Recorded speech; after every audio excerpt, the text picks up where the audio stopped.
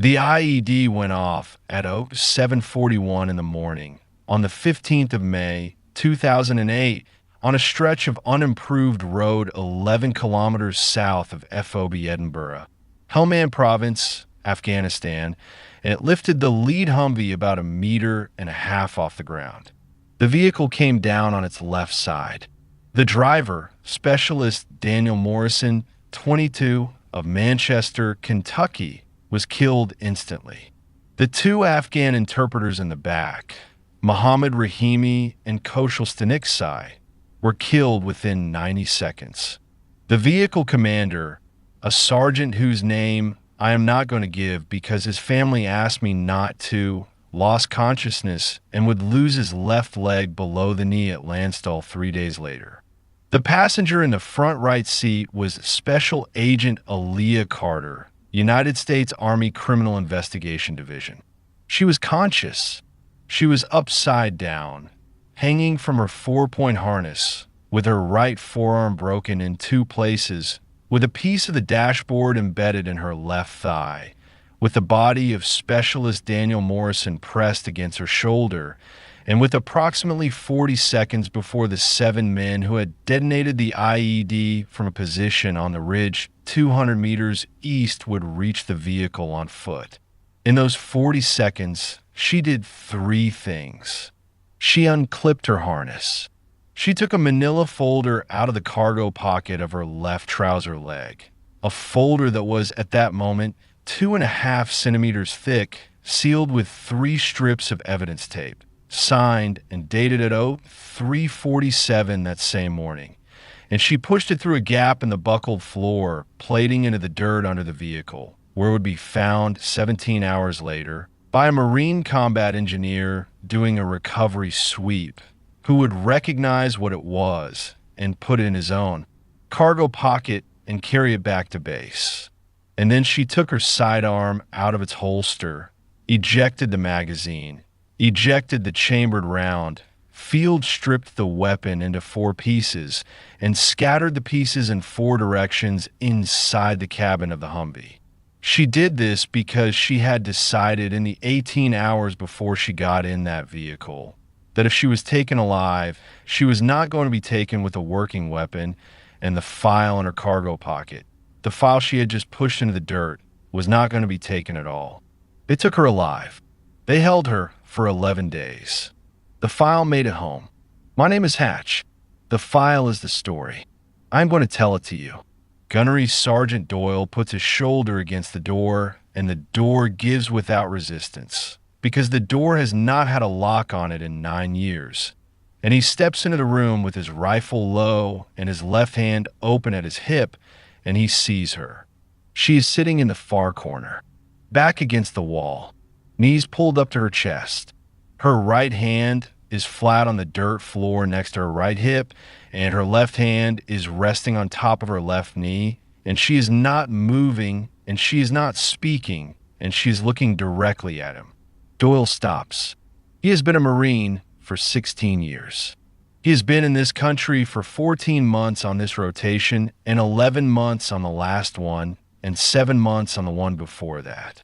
He has cleared 240 rooms in his career, give or take, and he has found men in those rooms, and he has found weapons in those rooms, and he has found bodies in those rooms, and on 3 separate occasions he has found children in those rooms, and one time in 2005 in Ramadi, he found a goat tied to a radiator. He has never, in any of those 240 rooms, found what he is looking at right now.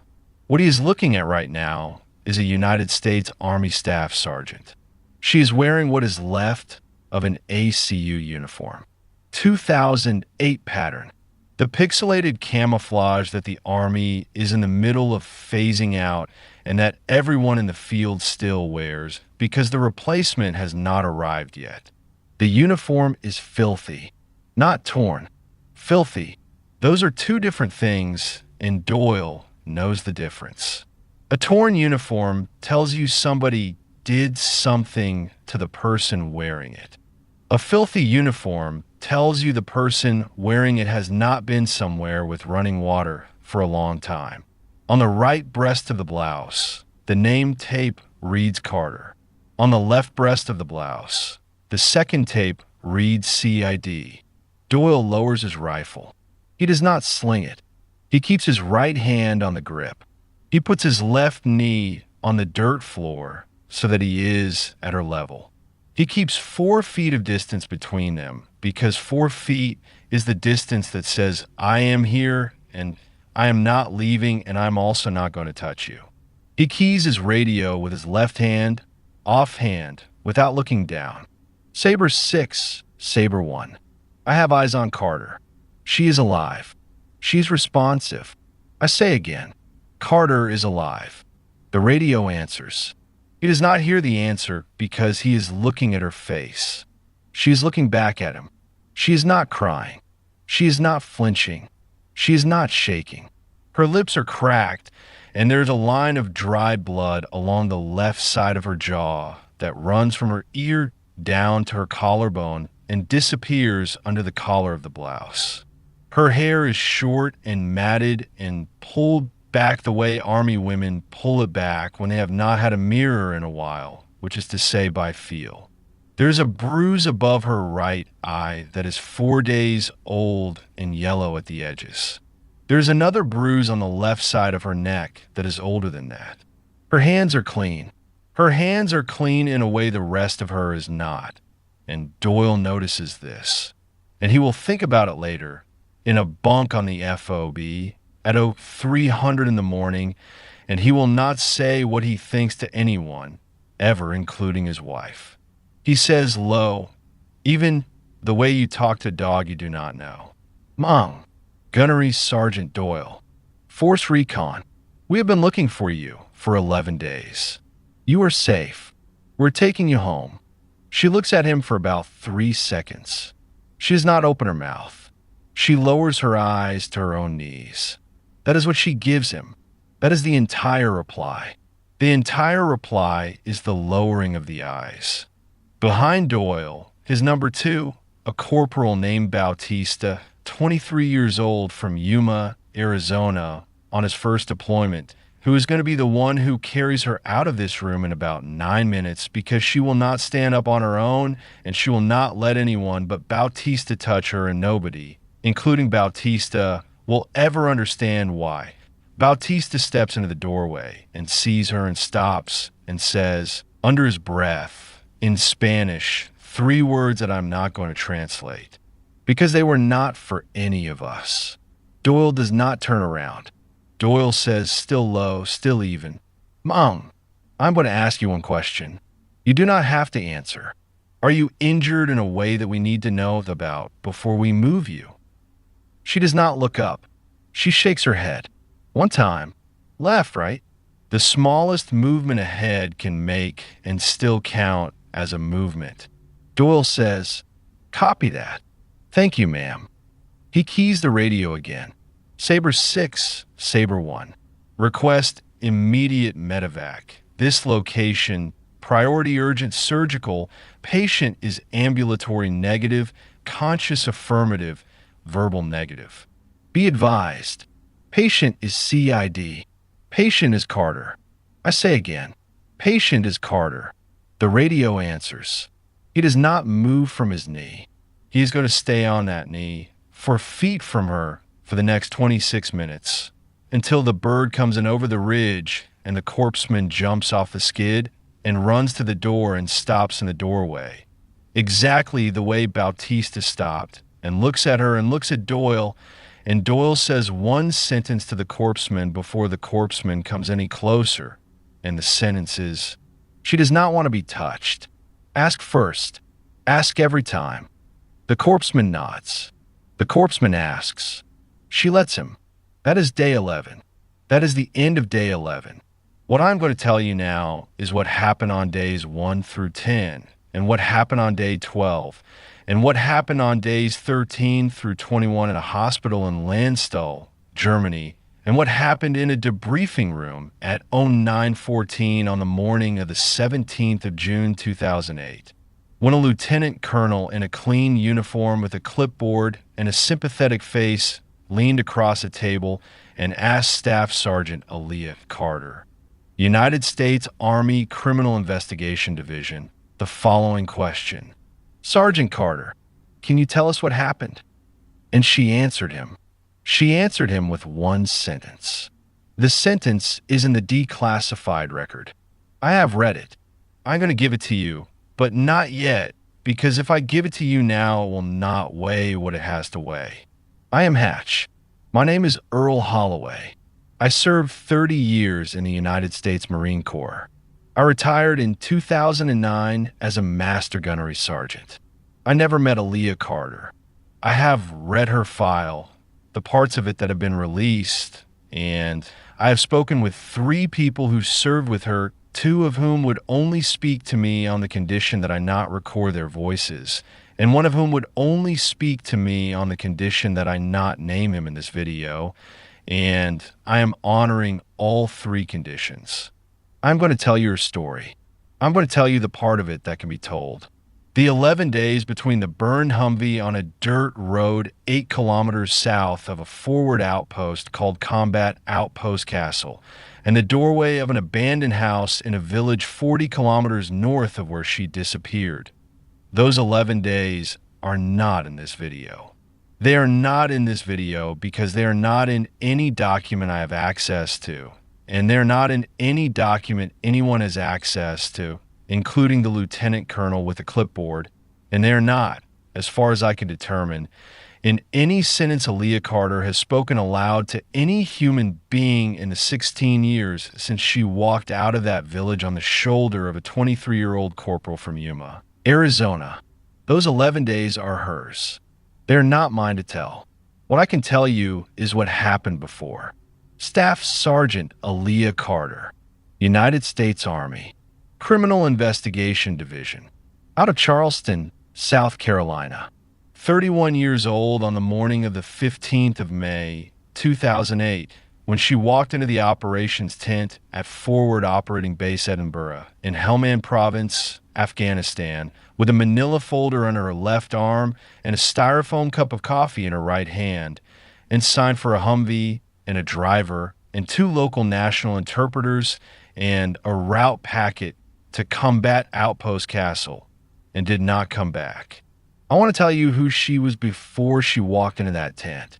I want to tell you who her mother was and who her father was, and what her father said to her on the front porch of a parsonage on Cumming Street in Charleston, South Carolina, in August of 2003, on the night she told him she had enlisted. I want to tell you why she chose CID when she could have chosen anything.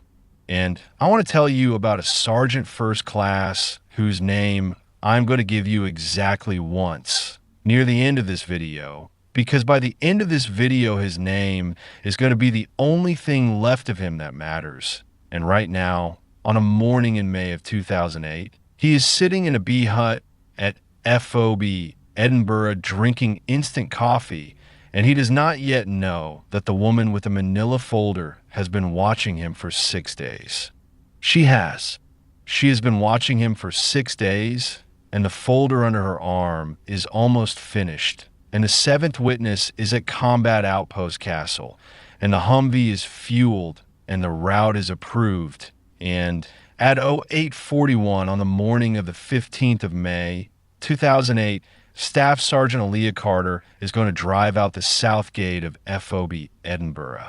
And the next confirmed sighting of her by a member of the United States military is going to be at 04:51 on the morning of the 26th in a doorway in a village 40 kilometers north.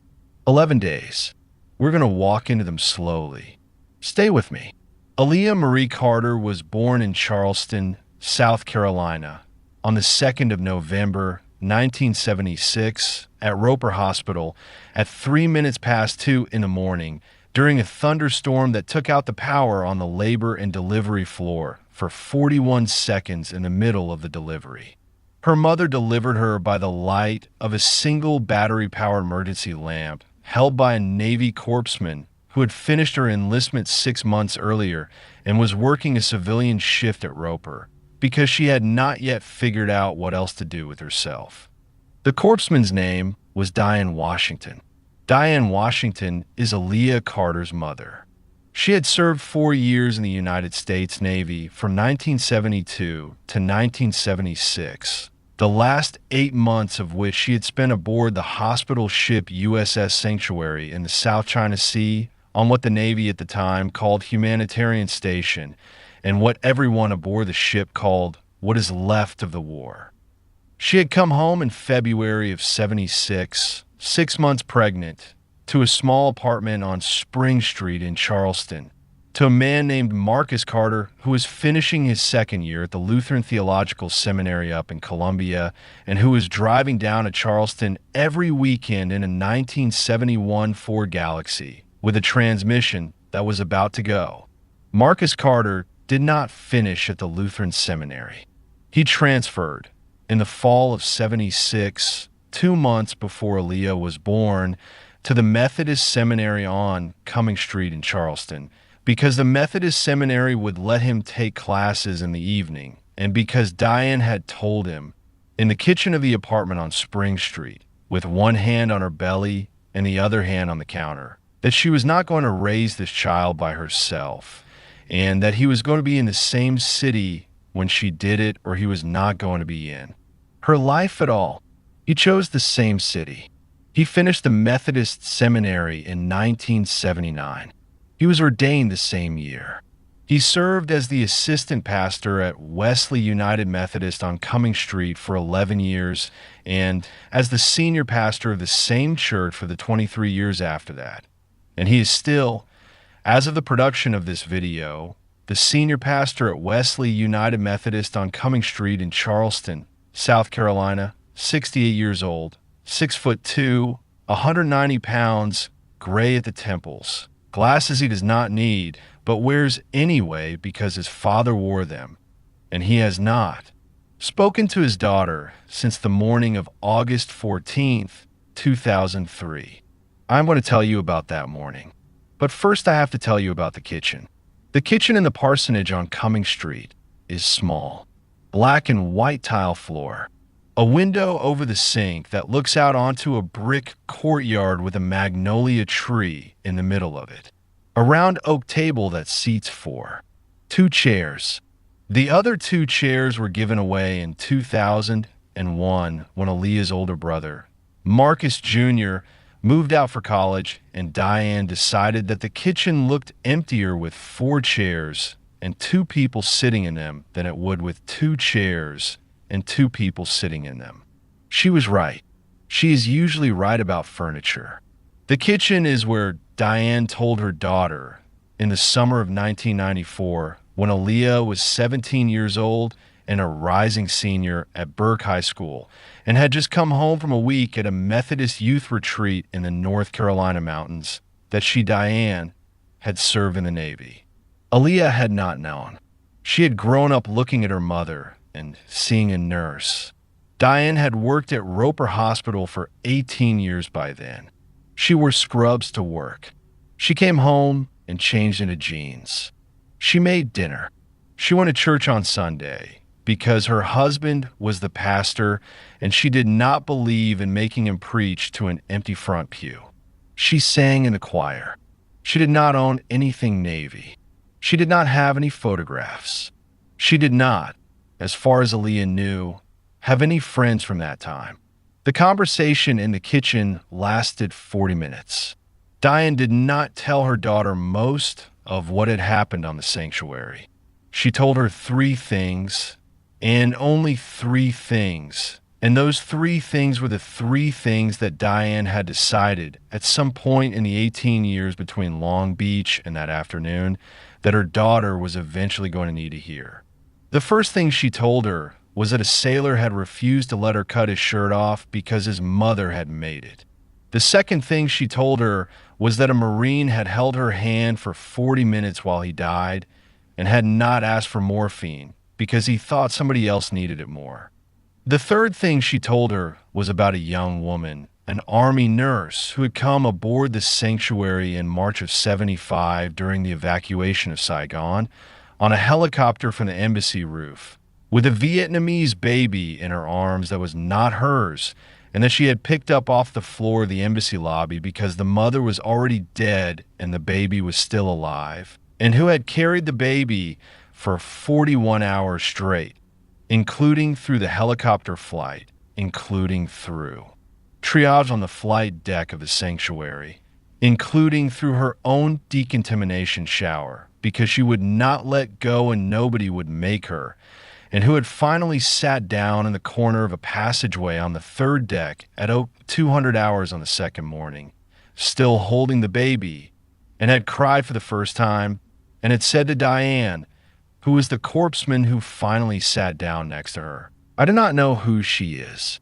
I do not know her name, but she's going to live, and somebody had to carry her, and the people who were supposed to carry her are not here, so I did it."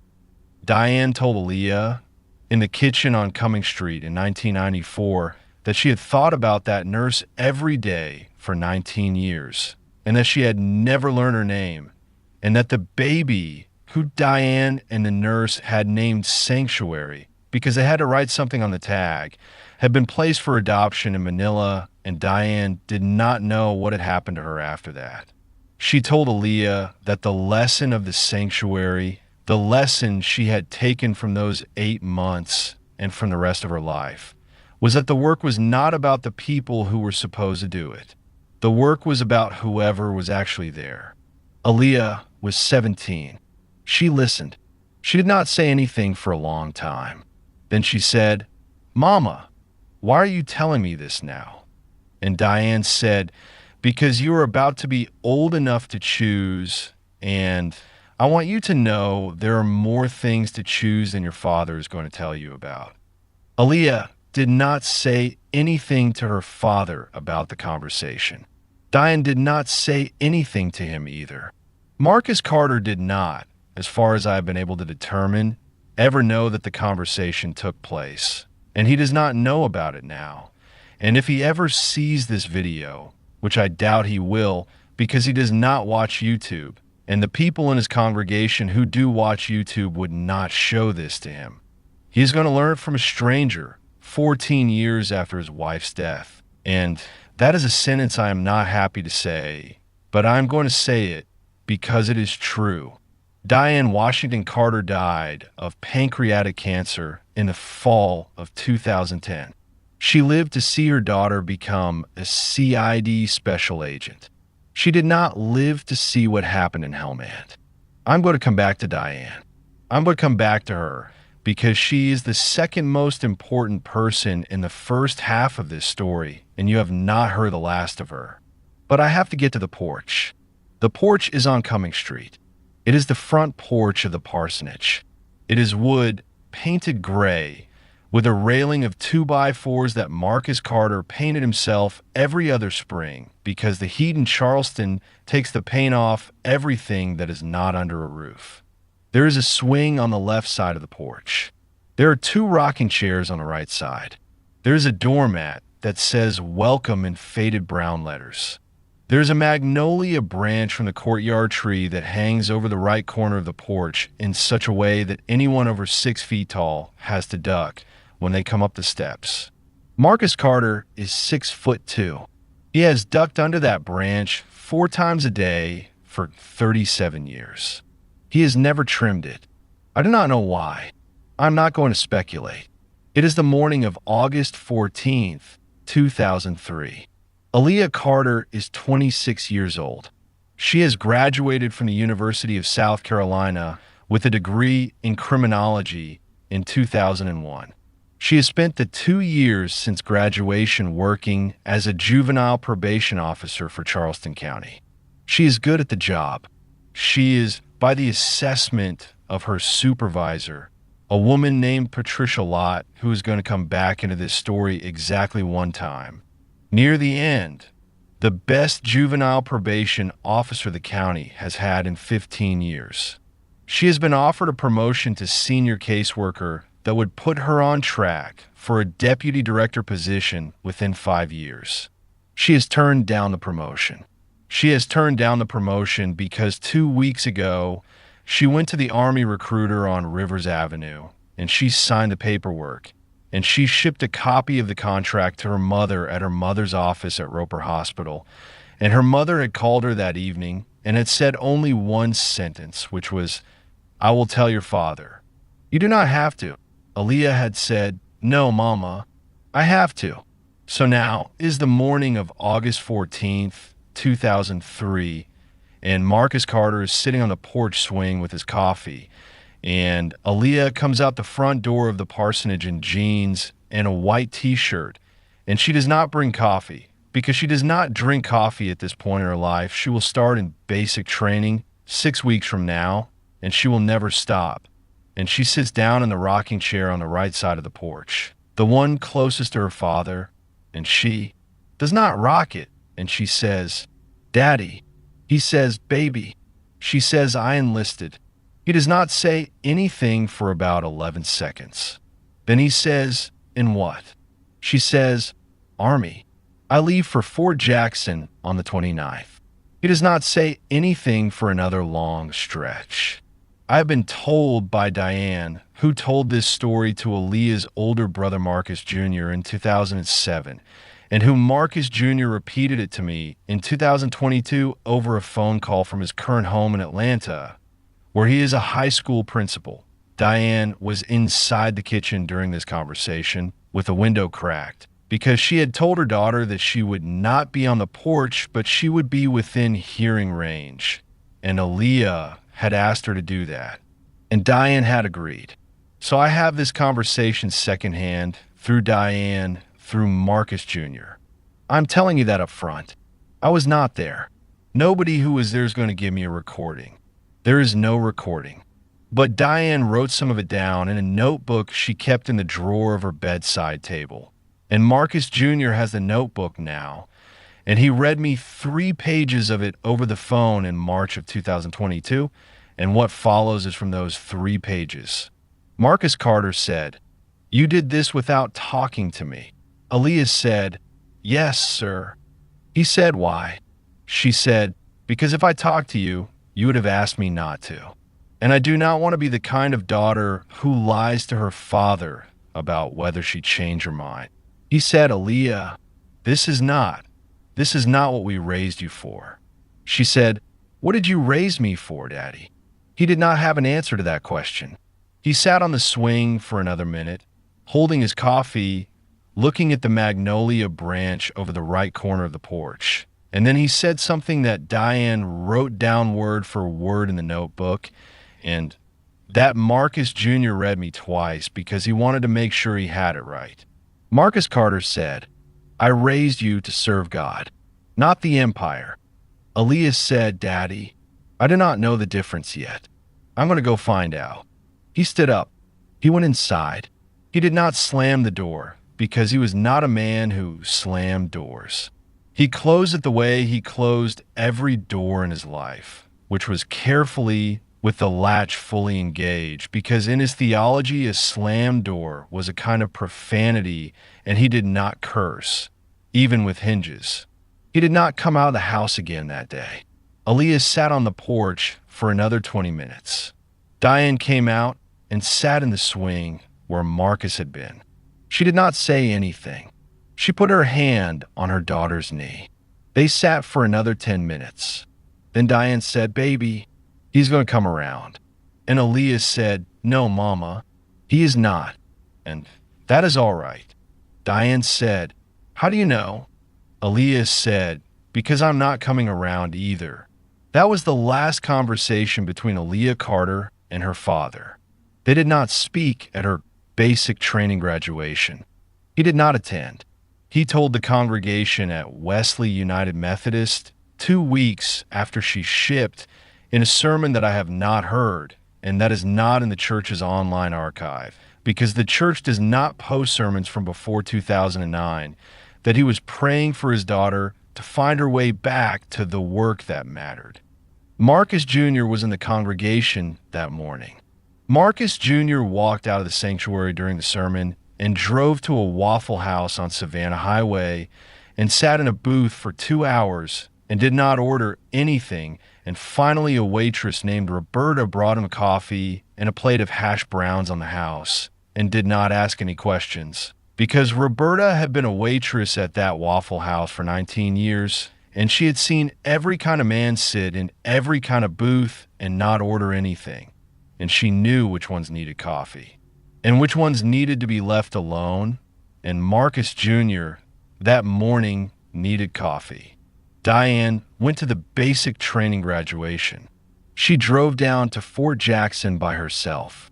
She sat in the bleachers in a yellow sundress and a wide-brimmed hat. And when Aaliyah walked across the parade ground in her dress uniform with her platoon, Diane stood up and Diane cried. And Diane was the only person in that section of the bleachers who was crying.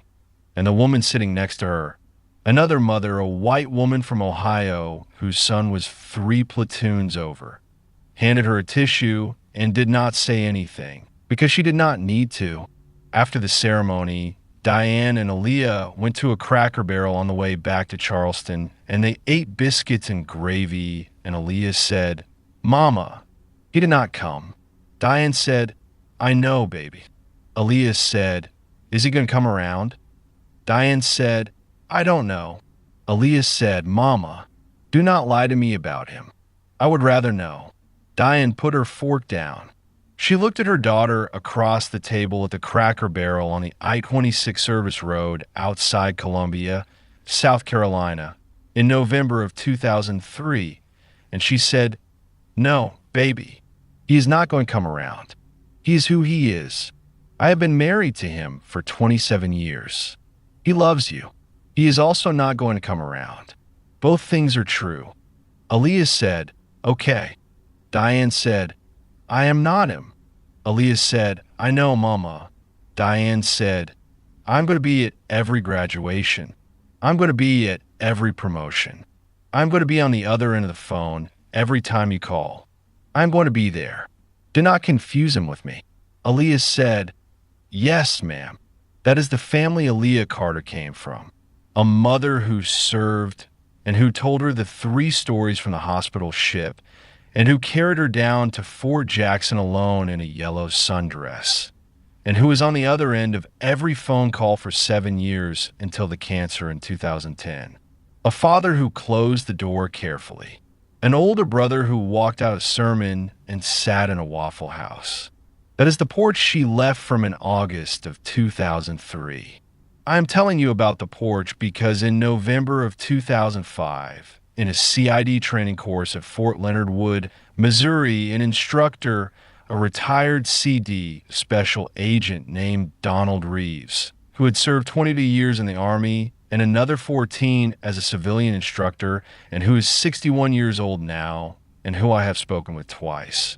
Reeves asked a class of 23 trainees on the first morning of week 1, the question he asked every class on the first morning of week 1, which was, "Why did you put in for CID?" He went around the room. Most of the trainees gave the standard answers. They wanted to do investigative work. They were interested in criminal justice. They had family in law enforcement. One of them, a male sergeant from Texas, said he watched a lot of NCIS reruns, and the room laughed, and Reeves laughed, and Reeves wrote in his notebook next to the sergeant's name a small symbol that meant, in his personal shorthand, "Will wash out by week 6. The sergeant washed out by week 6. When Reeves got to Aaliyah Carter, she said, "Because the work is not about the people who are supposed to do it. The work is about whoever is actually there." Reeves stopped writing. He looked up. He said, "Specialist Carter, where did you get that sentence?" She said, "From my mother. She got it from an Army nurse on the USS Sanctuary in March of 1975. Reeves did not write anything next to her name in his notebook for the rest of the day.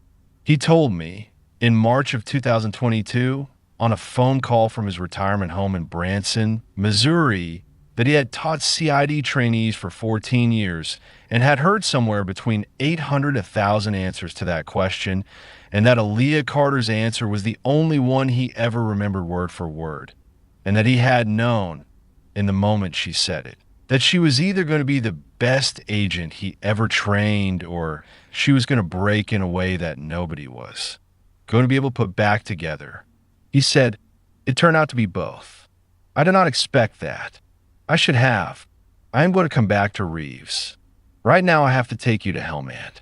It is the morning of the 9th of May, 2008.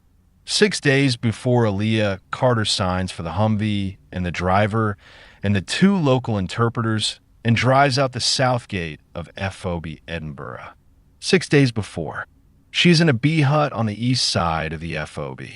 The bee hut is a plywood structure approximately 16 feet by 32 feet, with 2 doors for windows and a corrugated metal roof. It is divided into 8 personal compartments by hanging blankets. Hers is the second compartment on the right. She has a cot. She has a footlocker. She has a folding camp chair. She has a small wooden desk that she built herself out of a discarded MRE crate and 2 2x4s she scrounged from the engineering yard. And the desk is, at this moment, 8:47 in the morning Helmand time, covered with paper. The paper is the file. It is a manila folder 8.5 by 11 inches, expanded with a red elastic band, containing approximately 140 pages of typed witness statements, handwritten field notes, photographs of physical evidence, chain of custody forms, and 3 separate memoranda from Aaliyah Carter to her CID supervisor at Bagram, a major named Teresa Cole, 44 years old, who is going to be at the receiving end of a phone call from Combat Outpost Castle in 6 days that is going to ruin Teresa Cole's career in a way that Teresa Cole has not yet earned, but is going to wear anyway, because that is the kind of officer Teresa Cole is. The file is about a sergeant first class. I'm not going to give you his name yet. The file contains statements from 6 women. 3 of them are Army. 2 of them are Air Force, attached to the same FOB for liaison duties. 1 of them is a civilian contractor, a logistics specialist with KBR, 28 years old, from Beaumont, Texas, who had been on the FOB for 14 months and who had gone to Aaliyah 3 weeks earlier in the Chow Hall at 2100 hours and had sat down across from her with a tray of food she did not eat and had said, "Are you the CID lady?" Aaliyah had said, "I am Special Agent Carter." "Yes." The KBR specialist had said, "I need to tell you something, and I need you to tell me right now if you're going to make me say it twice." Aaliyah had said, "I'm going to make you say it once. In a room, on a recording, with your lawyer if you want one, and a victim advocate if you want one, and a chaplain if you want one, and a friend if you want one. Whatever you want in that room, I will get in that room. But I'm going to make you say it once." The KBR specialist had said, "Okay." She had said it once. 2 days later, in a conference room in the JAG office on the west side of the FOB, with a victim advocate from Bagram on a VTC and a chaplain, Aaliyah had personally vetted sitting outside the door and no lawyer because the KBR specialist had said she did not want one. And she had said the thing she had come to say, and it had taken her 41 minutes to say it. And at the end of it, she had asked Aaliyah one question, which was, "Are you going to believe me?" And Aaliyah had said, "I already do. The question is whether I can prove it. Give me 3 weeks." It is now 22 days later. Aaliyah is in her bee hut. The file is on the desk. There are 6 statements. There are 3 photographs of bruising that were taken by a Navy corpsman at a different FOB because Aaliyah did not trust the medical staff at FOB Edinburgh, which is a sentence I want you to remember because the reason she did not trust the medical staff at FOB Edinburgh is going to matter in 11 days. There are 2 phone records. There is a duty roster cross-reference that establishes to a degree of certainty that JAG is later going to characterize as conclusive that the Sergeant First Class was in 3 specific locations at 3 specific times that line up with 3 specific statements. The file is not finished. there is a seventh witness. The seventh witness is at Combat Outpost Castle, which is a forward outpost in southern Helmand Province, approximately 91 kilometers south of FOB Edinburgh by road, 64 kilometers by direct line.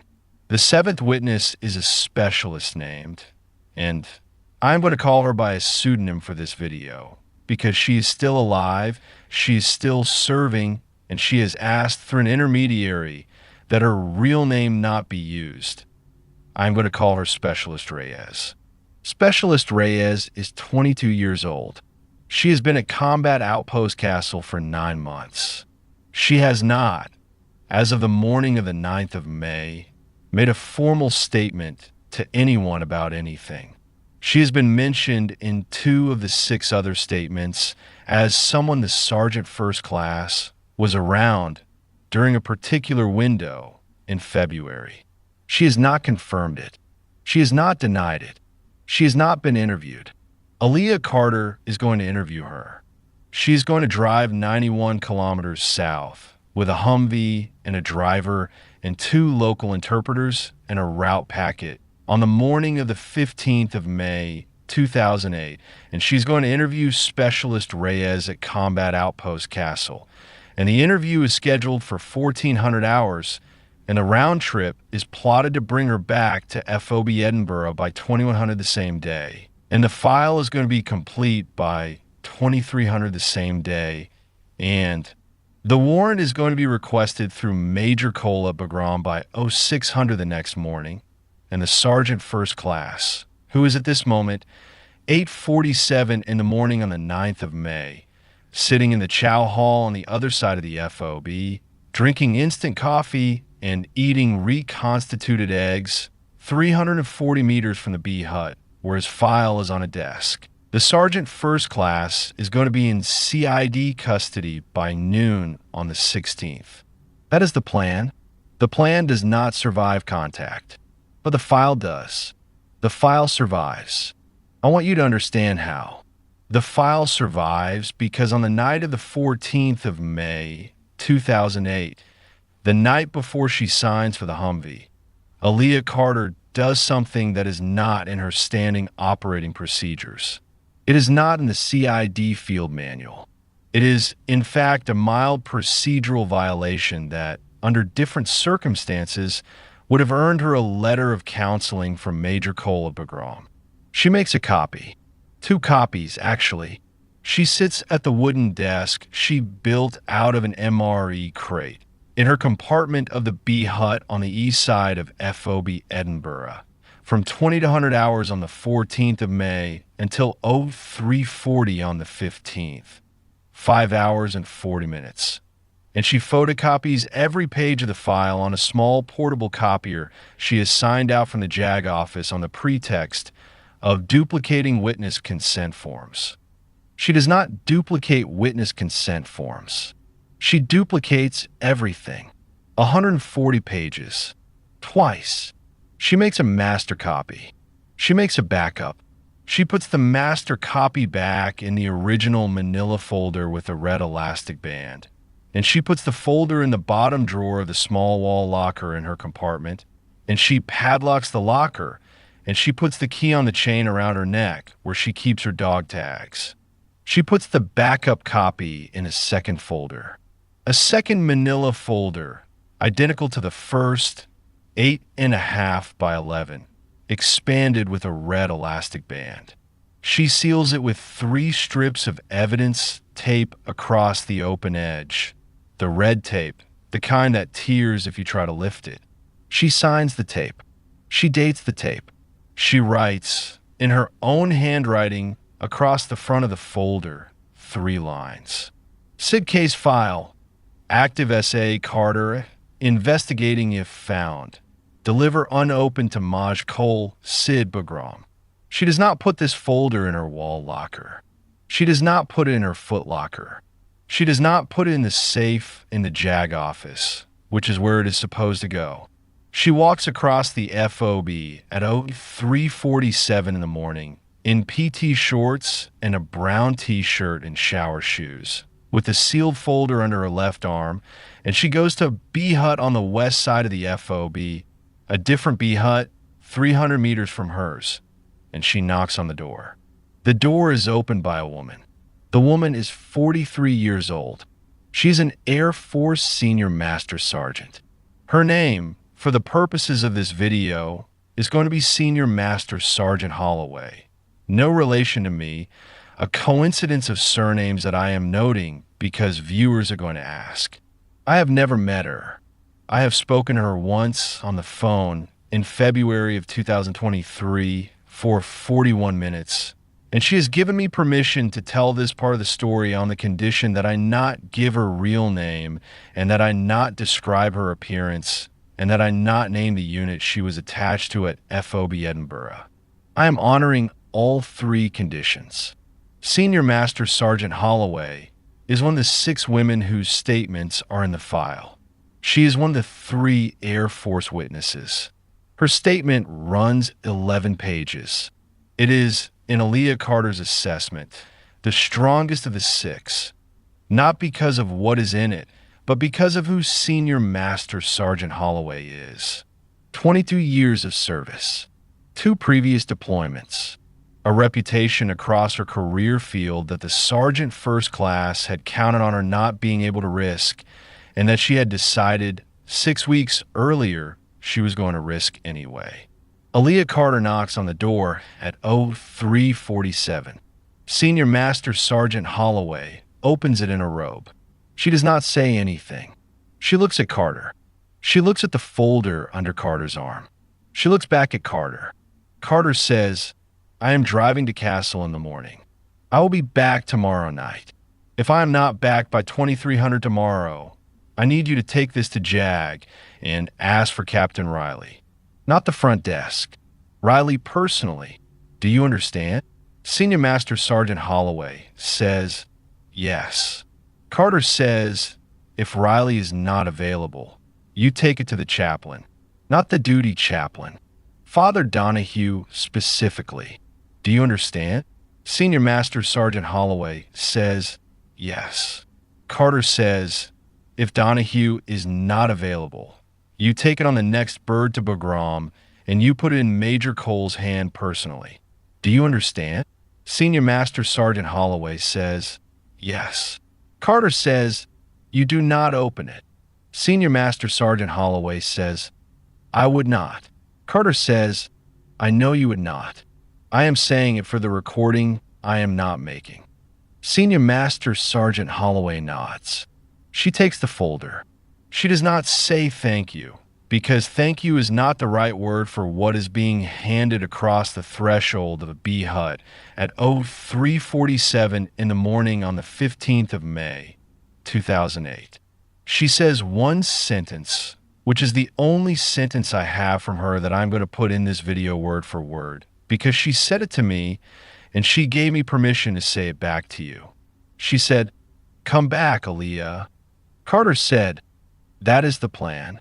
She walked back across the FOB in her shower shoes. She got 2 hours of sleep. At 07:09, she was in the chow hall, in uniform, eating reconstituted eggs and drinking the second cup of coffee of her adult life. She had started the first cup 6 weeks in a basic training in 2003, and at this point she was drinking 3 a day. Black, no sugar, the way her mother drank it, the way the Army taught everyone to drink it eventually. The Sergeant First Class was in the chow hall too. He was 4 tables away. He nodded to her. She nodded back. She did not look at him for longer than a second and a half. He did not look at her for longer than that either. That was their entire interaction on the morning of the 15th of May, 2008. It was the last time he saw her in person.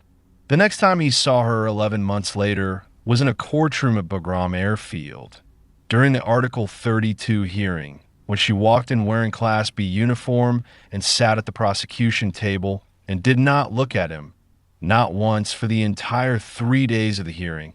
And he watched her the whole time, and she did not give him the dignity of acknowledging that he was in the room. That is documented in the transcript. The Article 32 investigating officer noted it in his summary report. He wrote, and I have a copy of this report because parts of it are unsealed. The investigating agent, Special Agent Carter, declined throughout the proceeding to make eye contact with the accused. The investigating officer interprets this not as discomfort, but as a deliberate professional posture. Deliberate professional posture. That is one way to say it.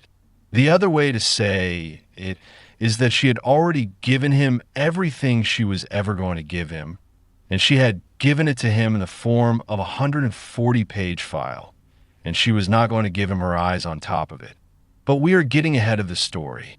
It is 0740 on the 15th of May, 2008, and Staff Sergeant Aaliyah Carter walks out of the chow hall at FOB Edinburgh, and she walks across the gravel of the motor pool, and she signs for a Humvee, bumper number E12, and she signs for a driver, a specialist named Daniel Morrison, 21 years old, from a small town in eastern Kentucky called Manchester, on his first deployment, 6 weeks in country, who has driven the route to combat Outpost Castle 4.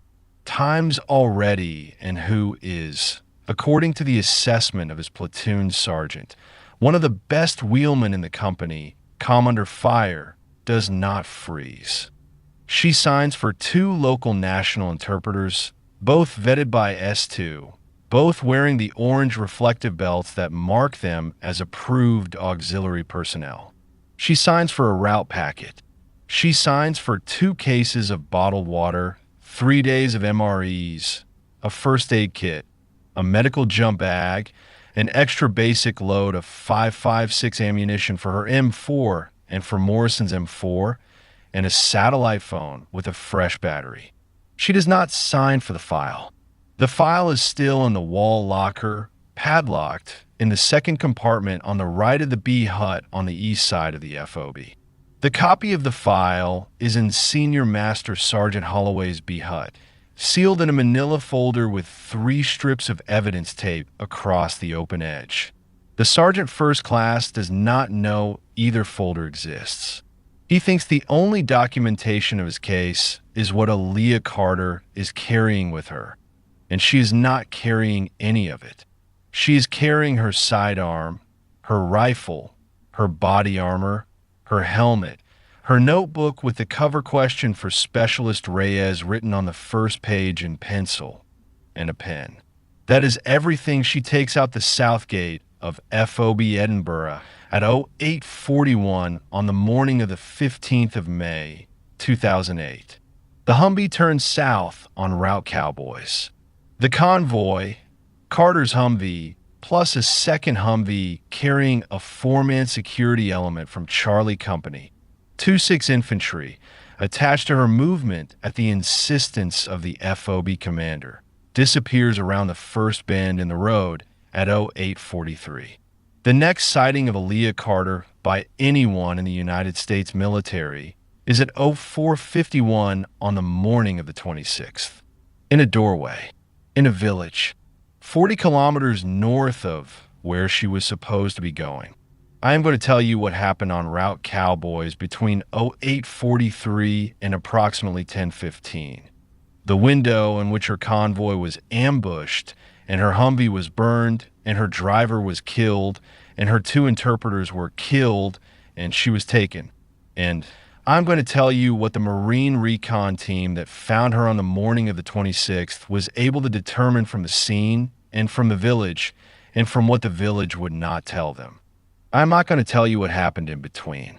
I want to be clear about that one more time before we go further. I'm not going to speculate. I'm not going to imply. I'm not going to use language that suggests I know. The 11 days are hers. The doorway is where she came out of them. The doorway is the only side of those 11 days I have the right to stand on, and that is the side I am standing on for the rest of this video. Now, I'm going to take you to Route Cowboys. But before I do, I want to tell you one more thing about the file. I want to tell you about it because it is the part of the story that almost did not happen And the part that almost did not happen is usually the part that matters most.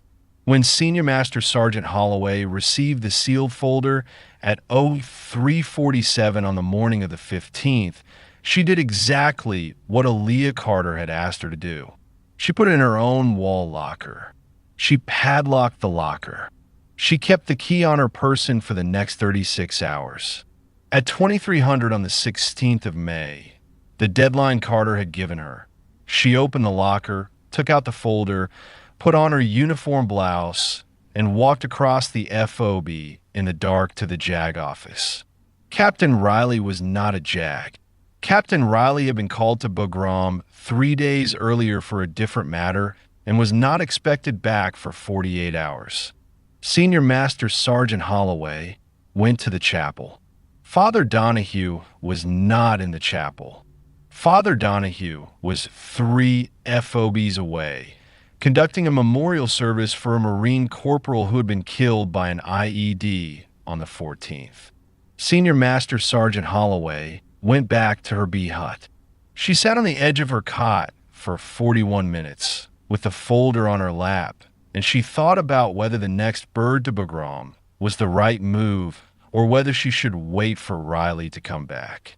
She thought about it the way a senior master sergeant with 22 years in the Air Force thinks about a decision like that, which is to say, she made a list in her head of who had what authority and who would do what with the folder if it landed on their desk, and who, in particular, was going to ask her questions she was not prepared to answer about why she had it in the first place.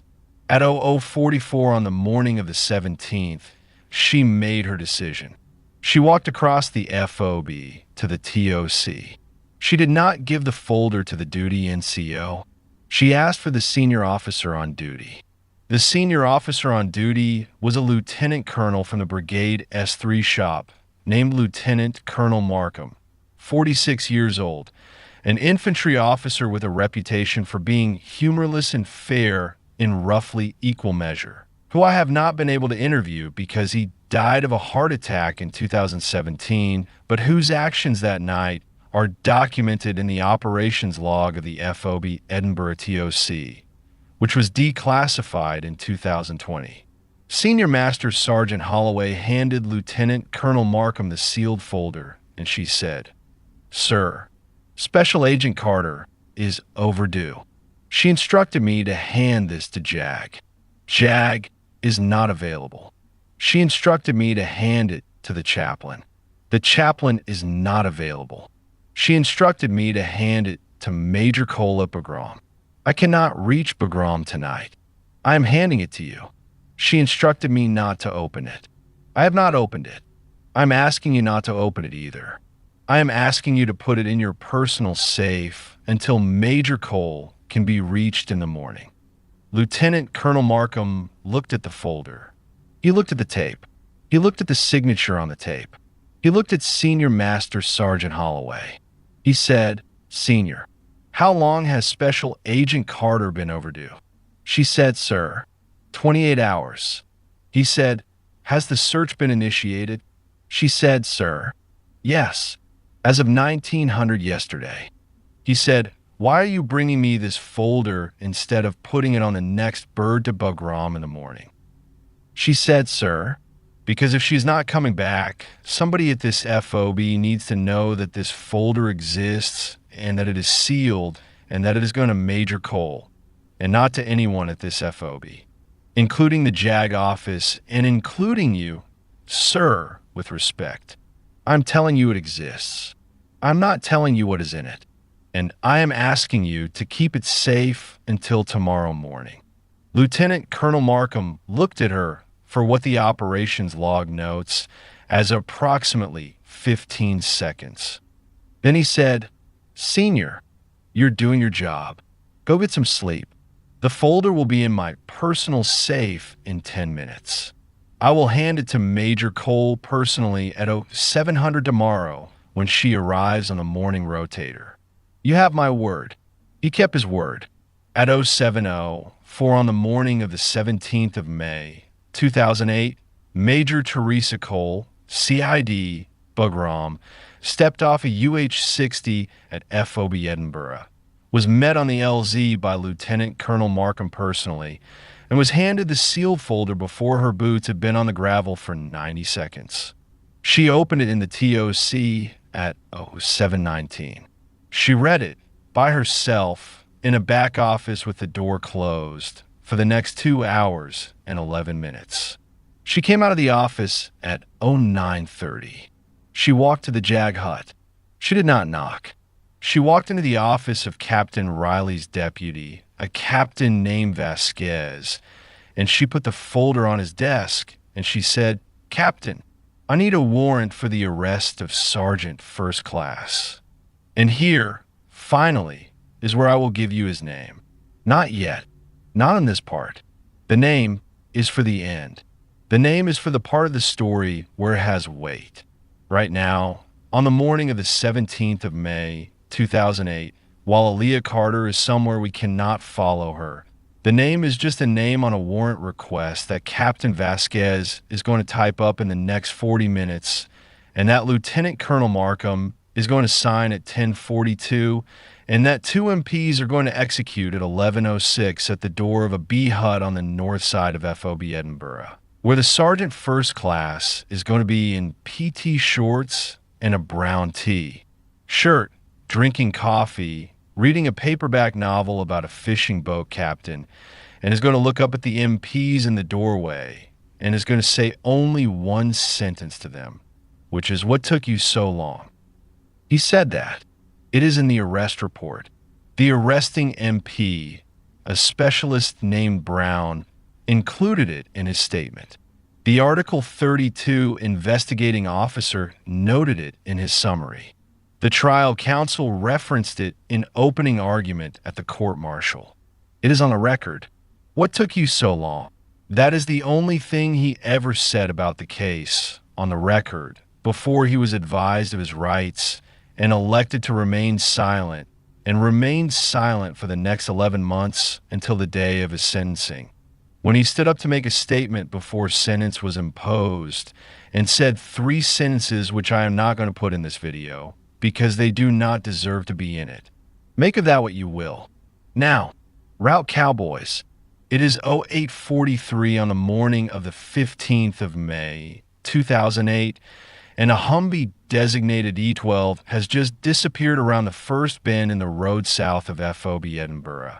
And Specialist Daniel Morrison, 21 years old, from Manchester, Kentucky, is driving, and Staff Sergeant Aaliyah Carter is in the right seat with her notebook open on her lap, and the 2 interpreters are in the back, and somewhere ahead of them, between kilometer marker 8 and kilometer marker 12 on a stretch of road that on a sand table briefing 2 days earlier had been assessed by the S2 as moderate threat, no recent enemy activity, for men with 1 RPG, 2 AK-47s, and 1 improvised explosive device buried under a culvert are waiting.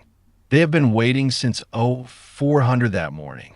They are not waiting for her specifically, but they are waiting for the next American vehicle to come down that road, and the next American vehicle to come down that road is hers. And that is how the next 92 minutes are going to go. And that is how Specialist Daniel Morrison is going to die. And that is how 2 local national interpreters, whose names I have, but whose families have asked me not to use them, are going to die. And that is how Staff Sergeant Aaliyah Carter is going to disappear for 11 days. I want to tell you what happened on that road. I want to tell you slowly, because the speed at which an ambush happens and the speed at which the rest of a person's life happens after it, those are 2 different speeds, and Hatch has been telling stories long enough to know that you do not get to honor the second one without slowing down for the first. So, kilometer marker 8, 09:51. The road bends to the southwest around a low ridge of dun-colored hills, and Specialist Morrison taps the brakes because he has driven this road 4 times and he knows the bend. And on the other side of the bend, the road drops into a wadi for about 100 meters before climbing back out. And the wadi is the place on every route packet that gets a little red circle drawn around it in the briefing. because the wadi is where you would put an IED if you're going to put an IED in everyone. And the convoy knows it. The security Humvee is 150 meters behind them. That is doctrine. That is the spacing. Carter looks up from her notebook. She says, "Morrison." He says, "Yes, ma'am." She says, "Slow it down another 5. He says, "Yes, ma'am." He slows it down another 5. The Humvee crosses into the wadi at 09:52 and 17 seconds. The IED goes off at 09:52 and 21 seconds. I have the after-action report. It was declassified in 2019 with redactions, and the redactions are mostly grid coordinates and the names of the interpreters, which I am respecting. The report runs 43 pages. I'm going to give you the relevant parts. The device was buried under the eastern edge of the culvert that ran across the wadi. It was constructed from 2 155mm artillery shells, daisy-chained, with a pressure plate initiator made from 2 strips of saw blade, separated by foam rubber. The device was placed no earlier than the night of the 14th, because a route clearance package had swept the wadi at 16:30 on the 14th and had found nothing. The pressure plate was triggered by the front right tire of Humvee E12. The detonation lifted the front right corner of the vehicle approximately 1 meter off the road surface. The Humvee rotated approximately 35 degrees on its long axis and came to rest on its right side, against the western wall of the wadi. The front right tire and the front right portion of the frame were no longer attached to the vehicle. The windshield was intact. The right rear door was no longer attached to the vehicle. The 2 interpreters in the back, who had not been wearing seatbelts because the back of an up-armored Humvee is not really built for seatbelts to matter, were ejected. One of them was killed by the detonation directly. The other was killed in the seconds that followed by small arms fire from the high ground on the eastern side of the wadi, where the 4 men with the RPG and the 2 AK-47s had been waiting since 0400. Specialist Daniel Morrison was killed by the detonation. The report uses the phrase catastrophic injury inconsistent with survival. That is the Army's way of saying it. I'm going to honor the Army's way of saying it because Specialist Morrison's mother is still alive. She lives in Manchester, Kentucky. She works at a regional hospital as a billing clerk.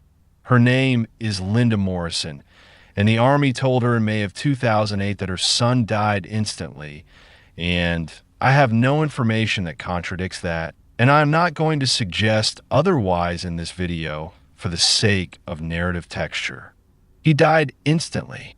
That is what his mother was told, and that is what is in the report, and that is what I am telling you. Staff Sergeant Aaliyah Carter was in the right front seat. She was wearing her seatbelt. She was wearing her body armor. She was wearing her helmet. The report assesses, on the basis of the physical evidence recovered from the vehicle 3 days later, that she sustained a concussion, lacerations to the right side of her face and neck, and a fracture of the right ulna, her right forearm, the long bone on the pinky side. The fracture is the only injury the report is able to assess with confidence, because the only forensic evidence the report has is the blood on the interior of the cab, the position of her gear, and, crucially, the position of her sidearm. Her M9 pistol was found on the floor of the Humvee, on the passenger side, slide locked back, magazine empty, no round in the chamber. She had fired 15 rounds. That is the entire magazine. The casings were recovered. 7 of them were inside the cab. 8 of them were outside, on the ground next to the right side of the vehicle, which means she got out of the Humvee or was pulled out and continued to fire from a position outside the cab before the weapon went empty. There were no rounds remaining on her person. This last detail is in the report, and I want you to sit with it for a moment. Standard combat load for a CID special agent in Helmand in May of 2008 included 3 magazines for the M9, 1 in the weapon, 2 in pouches on her belt. 45 rounds total. The report does not account for the other 2 magazines. They were not in the Humvee. They were not on her person because she was not on her person. She was gone. They were not at the scene. The report's conclusion, written by a major in the CID Forensic Investigations Unit at Bagram, named Major Patricia Lynn, is 1 sentence long, and I'm going to read it to you verbatim. The forensic evidence supports a determination that Special Agent Carter, after the initial detonation, engaged hostile elements with her sidearm, expended her on-person ammunition, and was either captured or evaded into the surrounding terrain prior to the arrival of the security element. Either captured or evaded. In May of 2008, on the morning of the 15th, at the bottom of a wadi 8 kilometers south of FOB Edinburgh, the report could not tell which. By the morning of the 26th, in a doorway, in a village 40 kilometers north, the report could. The security Humvee, the second vehicle in the convoy with the 4-man element from Charlie Company, arrived at the wadi at 09:55, 3 minutes and 40 seconds after the detonation. The driver, a sergeant whose name is in the report, but who has asked me, through an intermediary not to be named in this video, brought the vehicle to a halt at the lip of the wadi, dismounted his element under fire, and conducted what the report describes as a textbook reaction to ambush. They suppressed the high ground. They called in the contact. They moved down into the wadi. They reached the disabled Humvee at approximately 10:01. They found Morrison. They found the 2 interpreters. They found Carter's pistol slide-locked back on the floor of the cab. They did not find Carter. They searched the wadi. They searched the high ground on both sides after the QRF arrived from FOB Edinburgh at 10:47. They searched in widening concentric arcs for the rest of the day, with 2 additional rifle platoons, 2 Kiowa helicopters, and a Predator drone that was pulled off a different mission to support the search. They searched until last light. They searched the next morning, starting at first light. They searched for 9 days. On the 6th day, the Marine Recon Team, the one led by Gunnery Sergeant Doyle, was inserted into the AO to expand the search radius beyond what conventional infantry could cover on foot. They were given a sector that ran north of the ambush site, into a stretch of country that the S2 had assessed on the morning of the 15th as no recent enemy activity. The S2 had been wrong on the morning of the 15th. The S2 was reassessing every assumption now. The recon team walked. They walked for 5 days. They covered, by Doyle's count, approximately 140 kilometers of broken country.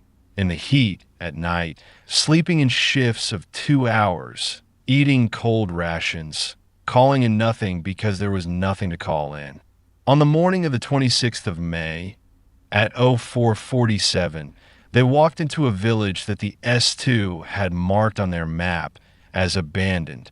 Post-2006, the village was abandoned. The village had been abandoned for approximately 2 years. There was no reason to believe anyone was in it. She was in it. I have told you what happened in the doorway. I'm not going to tell it to you again. I want to tell you what happened in the next 26 minutes, between the moment Gunnery Sergeant Doyle keyed his radio at 04:51 and the moment the medevac bird touched down on the ridge above the village at 05:17. Because those 26 minutes are not in the doorway scene I gave you at the beginning of this video, and they matter. Doyle stayed on his knee. He did not move from 4 feet. He did not speak again after the question about whether she was injured for the next 11 minutes, because he had decided in some part of himself that he did not have to consult, that 34 years of life and 16 years of service had built in him without his permission, that the most useful thing he could give her in those 11 minutes was the unbroken fact of his presence at 4 feet and his silence, and his eyes on the dirt of the floor near her feet rather than on her. Face. He kept his eyes on the floor. She kept her eyes on her knees. At 05:02, she moved. She moved her right hand. She lifted it off the dirt floor next to her right hip, where it had been flat, palm down, the whole time, and she placed it on top of her right knee. That was the entire movement. It took perhaps 2 seconds. Doyle saw it in his peripheral vision. He did not look up. At 05:04, she spoke. She said one word. She said, "Water." Doyle said, "Yes, ma'am." He did not turn his head. He did not stand up. He raised his left hand, fingers spread, and he said, over his shoulder, in a voice that was no louder than the voice he had been using with her, "Bautista, canteen, slow." Corporal Bautista, 23 years old, from Yuma, Arizona, had been standing in the doorway for the entire 15 minutes. He had not moved. He had not spoken since the 3 words in Spanish that I did not translate for you. He unscrewed the cap of his canteen, slowly, deliberately, so that the unscrewing was audible, so that there were no surprises, and he walked into the room at the pace of a man walking through a minefield, which in some respects he was, and he stopped at Doyle's left shoulder, and he extended the canteen forward, past Doyle toward the woman in the corner. He did not extend it all the way to her. He held it out at arm's length at the midpoint between Doyle's position and hers, so that she would have to reach for it. This was not a procedure he had been taught. This was something he understood in the moment that I am not going to try to explain because I do not entirely understand it myself, except to say that Corporal Bautista had grown up in a house in Yuma with a grandmother who had survived something, and his grandmother had taught him without ever telling him she was teaching him that there is a difference between giving a thing to a person and putting a thing within their reach, and that for certain people, on certain days, only the second. One is bearable. Aaliyah Carter reached for the canteen. She reached with her left hand, her right arm, the one with the ulna fracture, 11 days old, set by nobody, healed by nobody, splinted by nothing. She kept against her side. She took the canteen in her left hand. She drank. She did not gulp. She drank in measured sips, the way a person drinks when they have learned the hard way in the 11 days I'm not telling you about, that gulping water you have not had in a while is a mistake your body will make you pay for. She drank for about 40 seconds.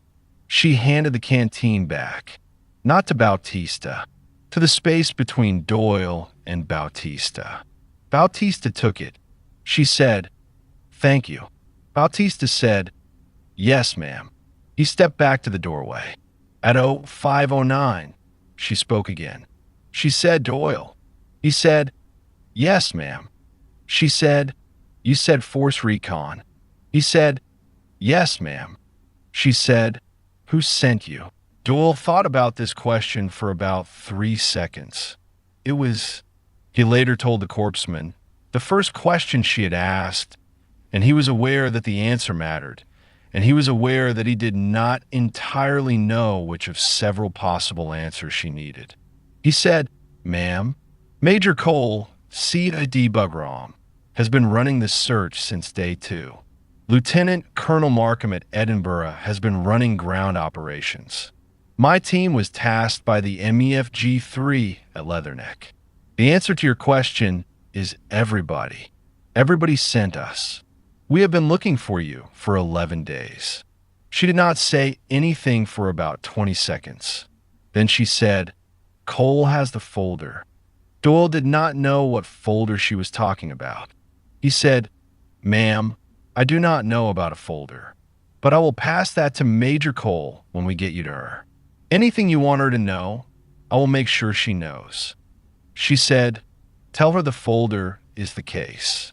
The folder is finished." Doyle said, "Yes, ma'am." The folder is the case. The folder is finished. I have it. She closed her eyes. That is in Doyle's after-action statement, which is in the search file, which was declassified in 2020. The phrase Doyle used in his statement was, "The patient closed her eyes at approximately 05:11 and did not open them again until the corpseman was at her shoulder at approximately 05:18. She had been awake for 11 days. I do not know that for a fact. I am inferring it from her physical condition on intake at Camp Bastion, which is described in the medical record, which I have, and which I am not going to read to you in detail. I am inferring it from the fact that she closed her eyes at 05:11 on the floor of an abandoned house in a village 40 kilometers north of where she had been taken, for feet from a Marine gunnery sergeant whose name she had asked for and whose answer she had received, and she did not open her eyes again for 7 minutes. And when she did open them, the corpseman was there, and the helicopter was there, and the 11 days were over. You can sleep when the 11 days are over. You cannot sleep before. She closed her eyes. The medevac bird came in over the ridge at 05:17. The corpseman, a Navy hospital corpsman second class named Petrie. And yes, that is the elf where I told you we would meet, and we will meet him properly in a minute. Petrie jumped off the skid and ran to the doorway and stopped exactly the way Bautista had stopped and looked at her and looked at Doyle. Doyle said the sentence I gave you at the top of this video. She does not want to be touched. Ask first. Ask every time. Petrie nodded. Petrie asked. She let him. I want to tell you about Petrie. Hospital corpsman second class Marcus Petrie, 26 years old, from Petoskey, Michigan, which is a small town in the northwest corner of the Lower Peninsula on the shore of Lake Michigan that is famous locally for a kind of fossilized coral called the Petoskey stone that you can find on the beach if you know what to look for. Petrie's father was a heating and cooling repairman. Petrie's mother was an emergency room nurse at Northern Michigan Hospital in Petoskey, which is where Petrie grew up, watching her come home at 3 in the morning in scrubs that did not always look like scrubs anymore, and where Petrie decided sometime around his 16th birthday that he was going to do what his mother did, but for the Navy, because he had also decided sometime around his 16th birthday that he was not going to spend his life in Petoskey. He enlisted in the Navy at 19. He went to Corps School at Great Lakes. He went to Field Medical Service School at Camp Pendleton, which is where Navy corpsmen learn how to be Marine corpsmen, which is a different thing. He deployed with the Marines, first to Iraq in 2005, then to Afghanistan in 2007, and he was on his second Afghanistan rotation, attached to a forward surgical team based out of Camp Bastion. When his name came up on the duty roster for a medevac on the morning of the 26th of May, 2008, and he flew north, and he ran from a helicopter to a doorway, and he stopped in the doorway and saw what was in a room, and he did the thing his mother had taught him without telling him she was teaching him, which was, you ask, even when you do not have time. Even when the protocol does not require you to. Even when the patient cannot answer. You ask because the asking is the medicine that comes before the medicine. He knelt down at 4 feet, the same 4 feet Doyle had been holding for 26 minutes. And he said, "Ma'am, I'm Petrie, Navy corpsman. I'm going to help you. Is it okay if I come closer?" She opened her eyes. She looked at him. She said, "Yes." He said, "Is it okay if I touch your arm to check your pulse?" She said, "Yes." He said, "Is it okay if I look at the injuries on your face?" She said, "Yes." He went through every step of the assessment that way. Every step. He asked before he did anything. He named the thing he was going to do before he did it. He did not move quickly. He did not move slowly in a way that was theatrical. He moved at the pace of a man doing his job, which happened on that morning in that room to be the pace she could bear, and Petrie understood that not because the Navy had taught him to understand it, but because his mother had come home in scrubs at 3 in the morning for the first 18 years of his life and had taught him, mostly by example, that there are patients you treat with skill and there are patients you treat with skill and grace. And the second category is harder, and the second category is what the job actually is on the days that matter. The assessment took 11 minutes. At 05:29, Petrie stood up. He looked at Doyle. He said, "Gunny, we need to move her now. I want to walk her out if she can walk. If she cannot walk, I'm going to ask her if Corporal Bautista can carry her because she said his name earlier and she did not say anyone else's. She had not said Bautista's name." Petrie had inferred. He was right. Doyle said, "Your call, document." Petrie knelt back down. He said, "Ma'am, can you stand up?" She tried to stand up. She got about halfway. Her legs went out from under her. She did not fall because Petrie had been ready for it, but she did not stand. She sat back down on the dirt floor, and she put her left hand over her eyes for about 4 seconds, and then she took her left hand away from her eyes, and she said, "No." Petrie said, "Ma'am, may I ask Corporal Bautista to carry you to the helicopter? He will ask you first before he touches you." She said, "Yes." Petrie looked at Bautista. Bautista was already moving. Bautista crossed the room. He knelt down at 4 feet, the way Doyle had, the way Petrie had. He said, in English, because he understood without being told that Spanish in this moment was his and not hers, "Ma'am, Corporal Bautista, I'm going to carry you. Is it okay if I put my left arm under your knees and my right arm behind your back?" She said, "Yes." He said, "I'm going to do that now." He did it. He lifted her. She weighed, according to the medical record at Bastion, 96 pounds. She had weighed 131 pounds at her last physical at FOB Edinburgh, 16 days before the ambush. She had lost 35 pounds in 11 days. Bautista said in his after-action statement to NCIS 3 weeks later, because he was interviewed for the case, because everyone who had touched her was interviewed for the case, Bautista said, "She did not weigh anything. I have carried rucks heavier than her. I have carried other Marines heavier than her. I want on the record that I did not feel her weight. I felt the absence of her weight. That is the sentence I want on the record." NCIS put it on the record. He carried her out the door of the house. He carried her up the slope, 300 meters, to the ridge where the helicopter was waiting with the rotors turning. He carried her to walk, not a run, because Petrie had told him to walk, and because walking was what she could bear. Petrie walked next to him on the right side, with a hand on Bautista's right shoulder, not to support Bautista, but to be a presence she could see in her peripheral vision if she opened her eyes, which she did twice on the way up the slope. And both times she saw Petrie's hand on Bautista's shoulder, and both times she closed them again. Doyle walked behind them. He did not look back at the house. The rest of the team was already at the helicopter, the perimeter set, the LZ cold, the bird ready to go. Bautista carried her up to the door of the helicopter, and Petrie said, "Ma'am, I'm going to take you from Corporal Bautista now and put you on the litter. Is that okay?" She said, "Yes." He did. She closed her eyes.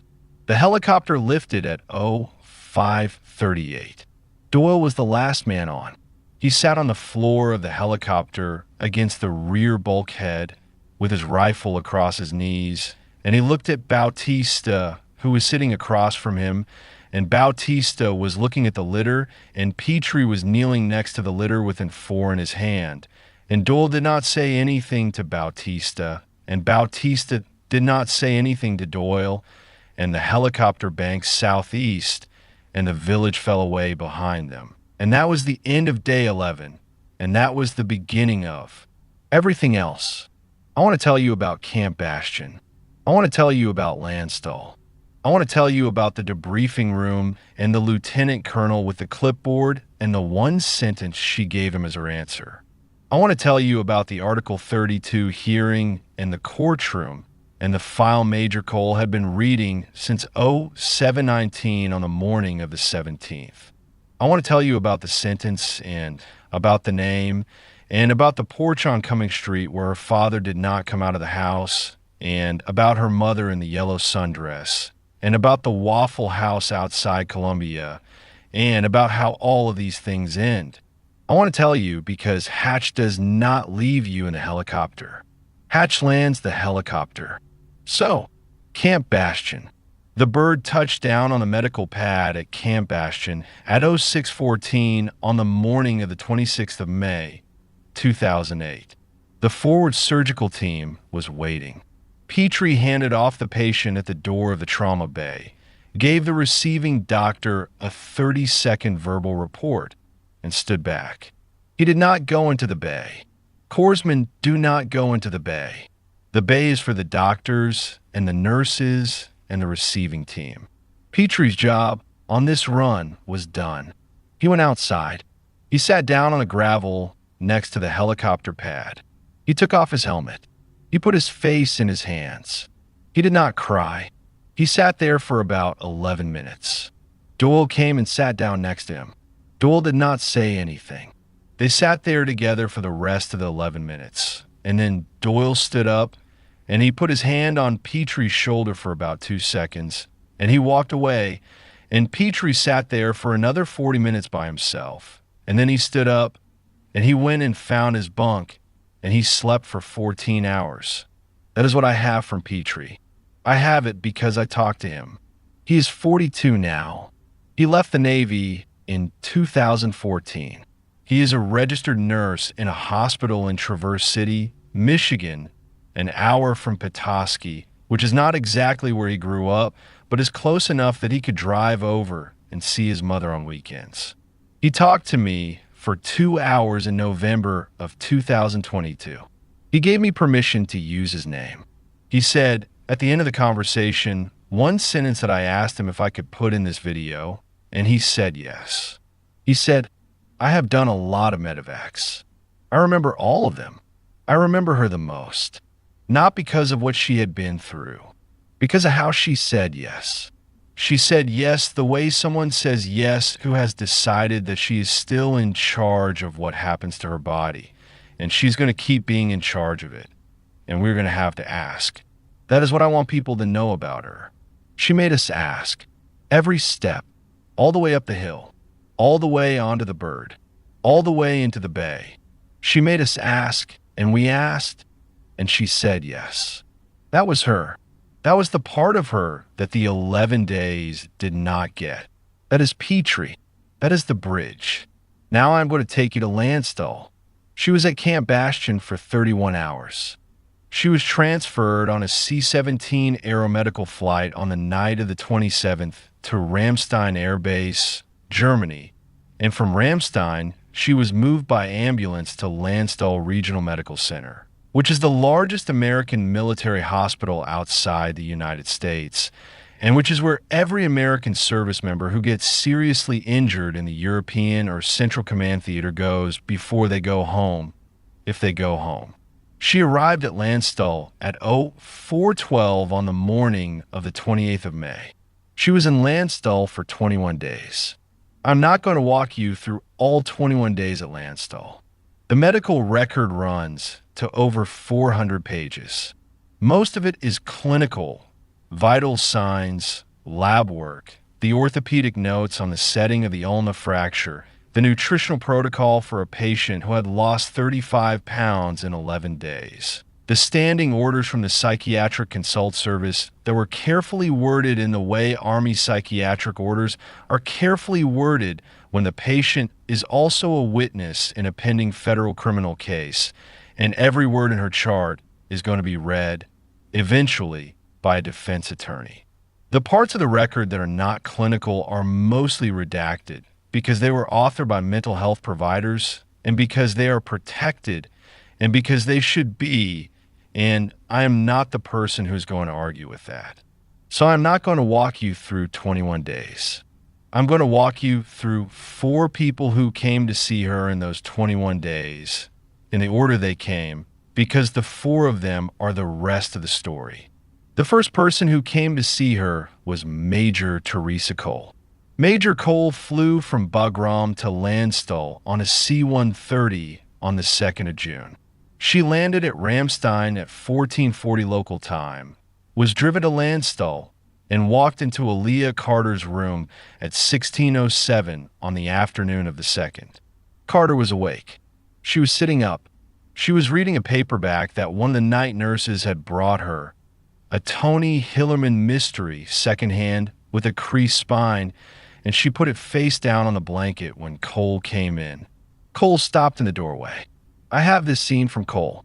I have it because Cole gave me a 40-minute interview in 2021 at a coffee shop in Alexandria, Virginia, 14 years after the events I am describing, and she gave me permission to use her name and her account, and she asked me to do exactly one thing in exchange for the interview, which was to not soften this part. She used the word soften specifically.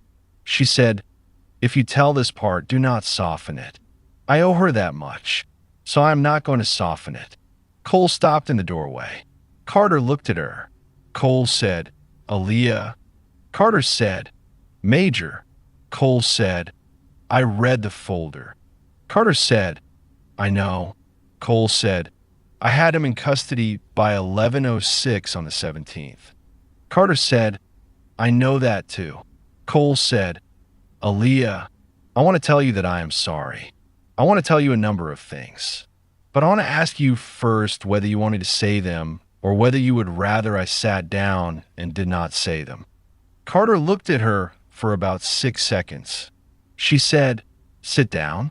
Do not say them." Cole sat down. She sat in the chair next to the bed, and she did not say anything for the next 2 hours and 11 minutes.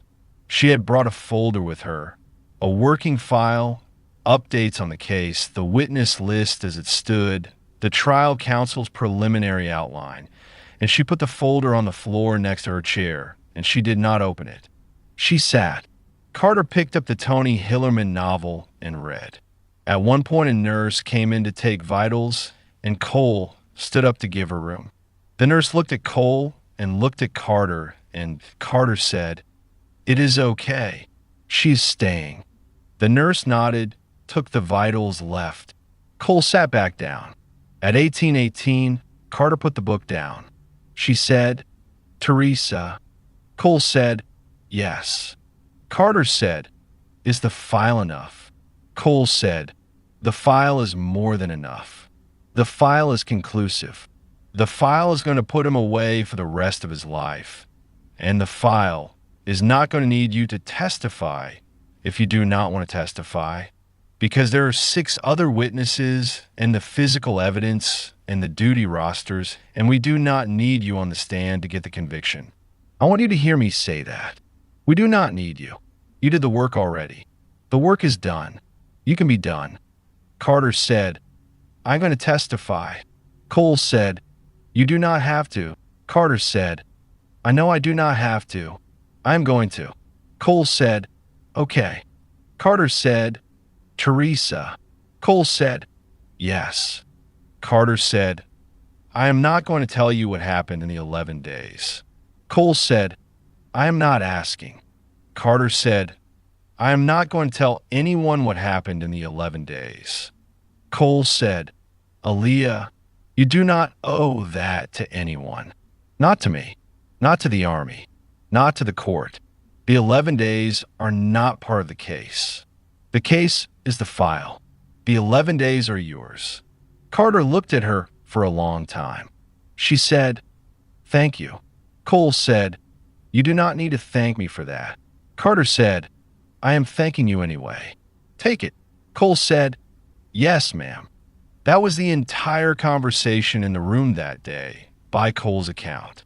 She stayed until 2000. She came back the next morning at 0800.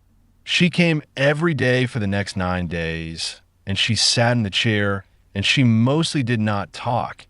And she went back to Bagram on the 12th of June, and she sent Carter a handwritten letter every 2 weeks for the next 11 months until the court-martial concluded, and Carter kept the letters in a shoebox in her quarters, and the shoebox is, according to Cole, who knows because Carter told her in 2014, still in Carter's possession today, on a closet shelf in a small house in a small town in the southeastern United States that I'm not going to name because Carter is alive and she lives there, and that is not something I'm going to put on YouTube. That is the first person. The second person who came to see her was her mother. Diane Washington Carter arrived at Landstuhl on the morning of the 4th of June. She had flown from Charleston to Atlanta to Frankfurt on a series of commercial flights paid for by the Army's family travel program. She was 58 years old. She had never been to Europe. She had not slept in any meaningful sense in the 18 days since the call she had received on the 17th of May from a CID lieutenant in Charleston, in person, at her front door at 21:40 in the evening, telling her that her daughter was missing. She had spent those 18 days at the kitchen table on Cumming Street, in the chair she had always sat in, with the phone in front of her on the table, and she had answered every call within 1.5 rings, and she had not eaten more than 1,000 calories on any of those 18 days. And Marcus Carter, her husband, had been in the house the entire time, and he had brought her tea, and he had made her sandwiches that she did not eat. And he had sat across from her at the table for hours at a stretch and not said anything.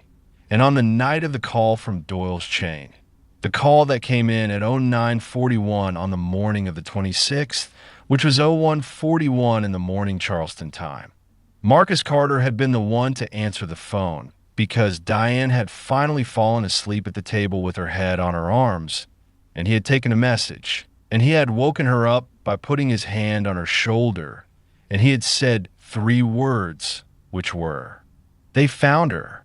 And Diane had looked up and she had said, "Alive."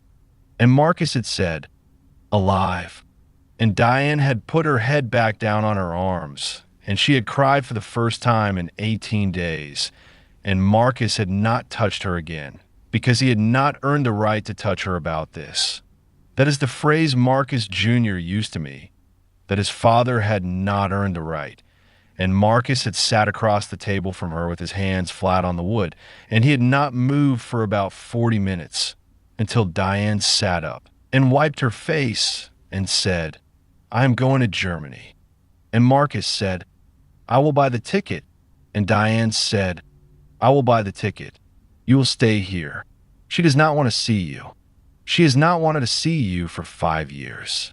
Do not make this the day you make it about whether she wants to see you. This is not your day." And Marcus said, "Yes." And he meant it. He bought her a sandwich on the way to the airport, which she did not eat. He drove her to Charleston International. He carried her bag to the curb. He hugged her, and she let him, and at the moment she let him hug her, she said into his shoulder, "Marcus, when she comes home, if she will see you, you're going to listen. You're not going to preach. Do you hear me?" And Marcus said, "I hear you." And Diane said, "Say it back." And Marcus said, "I will listen. I will not preach." And Diane said, "Good." She got on the plane. She arrived at Landstuhl on the morning of the 4th of June at 09:53, and she walked into her daughter's room. And her daughter was sitting up in bed in a hospital gown with a paperback face down on the blanket and a cast on her right forearm and a bandage on the right side of her face and a tube in the back of her left hand, and her hair newly washed by a nurse the night before. And her daughter looked at her mother in the doorway, and her daughter said, "Mama." And Diane Washington Carter, 58 years old, who had carried a Vietnamese baby for 41 hours on the USS Sanctuary in March of 1975 and had taught her own daughter, by example and by direct instruction in a kitchen on Cumming Street in the summer of 1994, that the work was about whoever was actually there, walked across the room and sat down on the edge of the bed and put her arms around her daughter and held her, and her daughter put her face into her mother's shoulder, and her mother said into her daughter's hair, "I am here, baby. I am here. I'm not going anywhere. I am here." And her daughter said into her mother's shoulder, "Mama, manga, manga." And that was all either of them said for about an hour. I have this scene from Cole, who was outside the room and who did not enter, and from a nurse named Schneider, German national, who was on duty that morning and who saw it through the door, and who later told the head of nursing at Landstuhl that in 26 years of working at that hospital, it was one of the 3 things she had seen that she was never going to forget, and who told me, when I tracked her down in 2023, that I could use it in this video on the condition that I did not embellish it, and I have not embellished it, and that is what she said, and that is what she saw. Diane stayed at Landstuhl for the remaining 17 days of her daughter's admission. She slept on a fold-out cot in the room. She left only to shower and to eat. She read to her daughter from a stack of books she had brought from Charleston in her check bag. She brushed her daughter's hair. She did not ask about the 11 days. She did not ask about the case. She did not ask anything. When her daughter wanted to talk, she listened. When her daughter wanted to be quiet, she was quiet. When her daughter wanted her to leave the room for an hour because the psychiatrist was coming in, she left the room for an hour, and she walked the hallways of Landstuhl, and she said hello to other mothers and other wives and other fathers and other husbands in the hallways of Landstuhl. And she came back when the hour was up. That is Diane. That is the second person. The third person who came to see her was Marcus Jr. I want to tell you about Marcus Jr. before I tell you about the visit, because Marcus Jr. is the brother who walked out of the sermon in 2003 and sat in a Waffle House on Savannah Highway. And I have not given you anything else about him, and I owe you a little more. Marcus Carter Jr. was born in Charleston in 1973, 3 years and 10 months before his sister. He grew up in the parsonage on Cumming Street. He went to Burke High School. He went to the College of Charleston on a partial scholarship for the basketball team, even though he was not, by his own assessment, a particularly good basketball player. He was 6'4", and he could shoot a 3. And at the College of Charleston in the early 1990s, that was enough to get part of your tuition paid. He majored in education. He came out of college in 1995 with a teaching certificate and a job offer at a middle school in North Charleston, which he took and which he kept for 11 years, and which led in 2006 to an assistant principal position, and then in 2011 to a principal position at a high school in Atlanta, where he still works today. He is, by every account I have, the best version of what his father wanted to be. I want you to sit with that for a second. He is the son of a Methodist pastor. He went into the work of forming young people the way his father did. He stayed in his community the way his father did. He did not go to seminary, but he did not need to, because the job of a public school principal in a black neighborhood in the American South in the 21st century is, on the days that matter, the same job his father had, with different vocabulary. Marcus Jr. knows that. He told me so in the phone call in 2022, in the conversation in which he also read me the 3 pages from his mother's notebook, and he said it without any bitterness.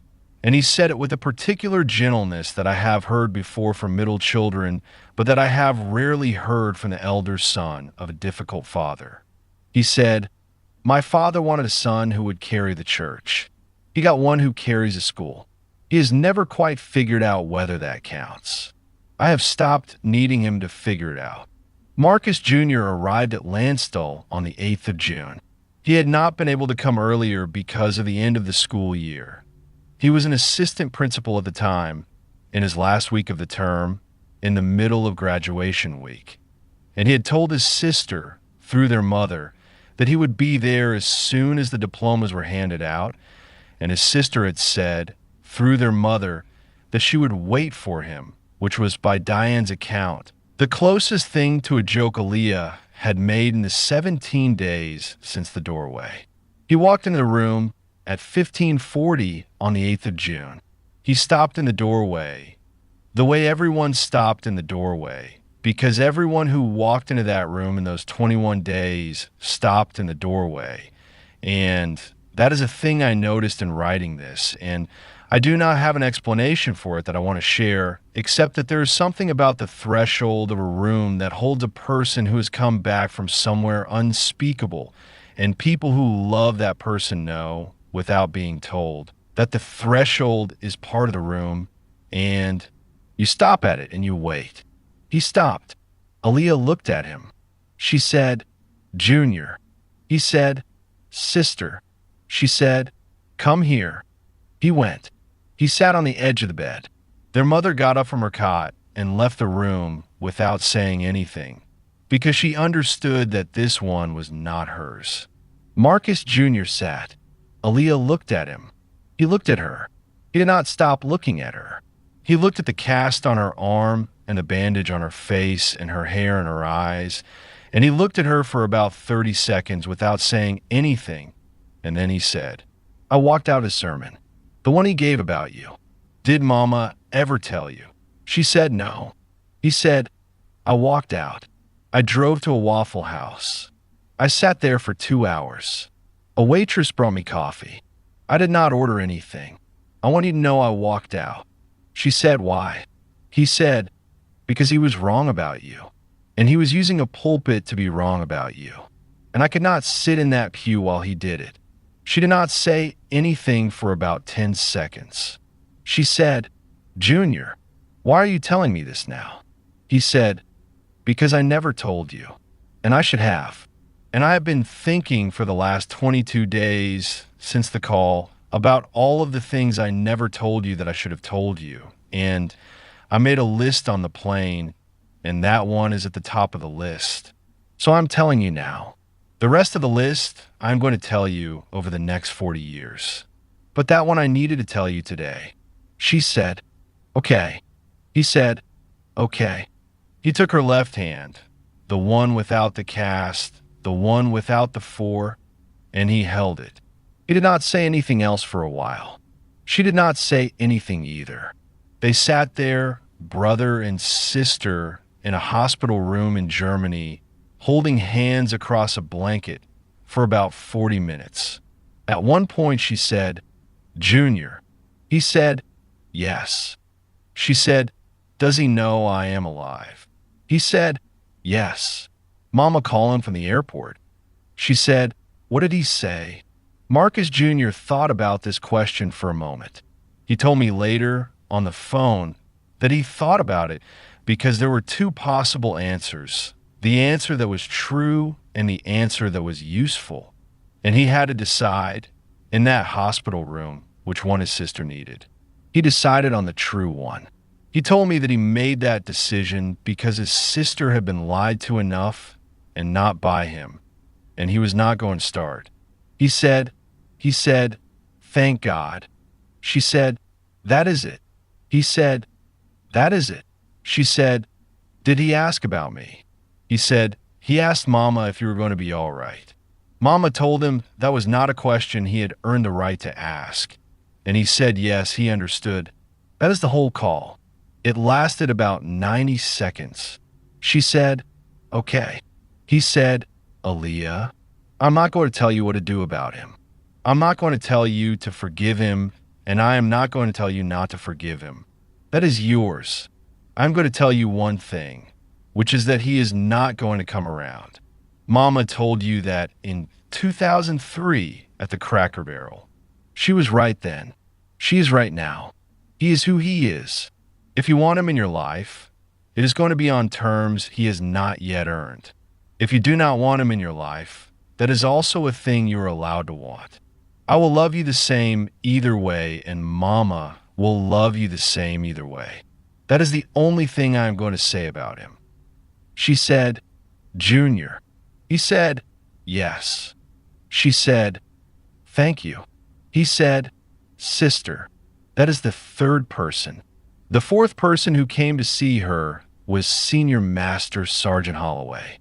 Senior Master Sergeant Holloway of the Air Force, who had taken the seal folder at 03:47 on the morning of the 15th and had carried it to Lieutenant Colonel Markham at 00:44 on the morning of the 17th, and had then continued doing her job at FOB Edinburgh as though nothing had happened, because that was what she had been asked to do, and because that was the kind of woman she was. Senior Master Sergeant Holloway rotated home on the 18th of June, which was 3 days before Aaliyah was scheduled to leave Landstuhl for Walter Reed. She did not go straight home. She flew into Ramstein instead of into Baltimore, and she took a taxi to Landstuhl on the afternoon of the 18th, and she walked into the hospital in civilian clothes, jeans, a gray cardigan, the first time in 14 months she had been out of uniform. And she asked at the front desk for the room number, and they told her, and she walked up to the 3rd floor, and she knocked on the door at 1521. Diane answered the door. Diane had never met her. Diane looked at her. Holloway said, "Ma'am, I am Senior Master Sergeant Holloway. I served with your daughter at Edinburgh. She told me to deliver something for her on the night before she left. I delivered it. I am here to tell her so. If she does not want to see me, I understand. I'm only going to take 5 minutes." Diane looked at her for about 3 seconds. Diane said, "You are the one with the folder." Holloway said, "Yes, ma'am." Diane said, "Come in." Holloway came in. Aaliyah was sitting up in the bed. She looked at Holloway. Holloway said, "Aaliyah, I gave it to Markham at 00:44 on the 17th. He put in his safe. He handed it to Cole at 070 for the next morning. Markham gave me his word. He kept his word. I'm telling you it got there. I'm telling you the chain held." Aaliyah said, "I know." Holloway said, "I know you know. I'm telling you anyway, because I told you I would come back, and I am here. That was the deal. I am closing the deal." Aaliyah said, "Come here." Holloway crossed the room. She did not sit on the bed. She did not sit in the chair. She stood at the side of the bed, and she put her hand on the blanket, palm down, not on Aaliyah, on the blanket 4 inches from Aaliyah's left hand. Aaliyah moved her left hand 4 inches and put it on top of Holloway's. They stayed like that for about a minute. Holloway said, "You said come back." I said that is the plan. I came back. Aaliyah said, "You came back." I came back. We were both back. Holloway said, "Yes, ma'am." Aaliyah said, "Thank you."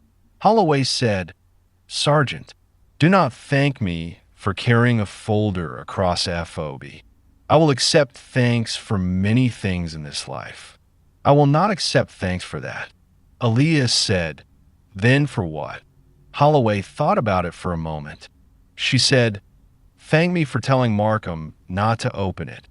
Aaliyah said, "Senior, thank you for telling Markham not to open it." Holloway said, "You are welcome." She stayed for 40 minutes.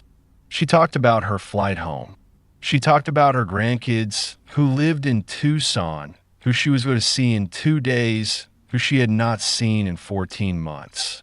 She did not talk about Edinburgh, except to say that the new CID special agent who had replaced Aaliyah was a sergeant first class out of Fort Bragg who was competent in the way people are competent when they have not yet had a hard case.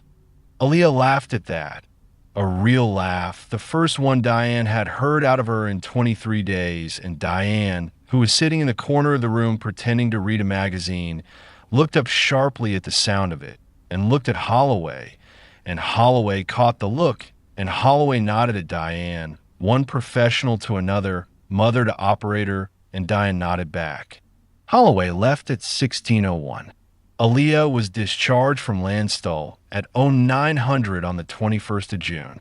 She flew home on a C-17 with her mother and 3 other wounded service members and 2 flight nurses and a flight surgeon, and she landed at Andrews Air Force Base at 0412 on the morning of the 22nd, and she was transferred by ambulance to Walter Reed National Military Medical Center for outpatient follow-up. And she spent 6 weeks at Walter Reed as an outpatient with her mother in a hotel 2 blocks from the hospital.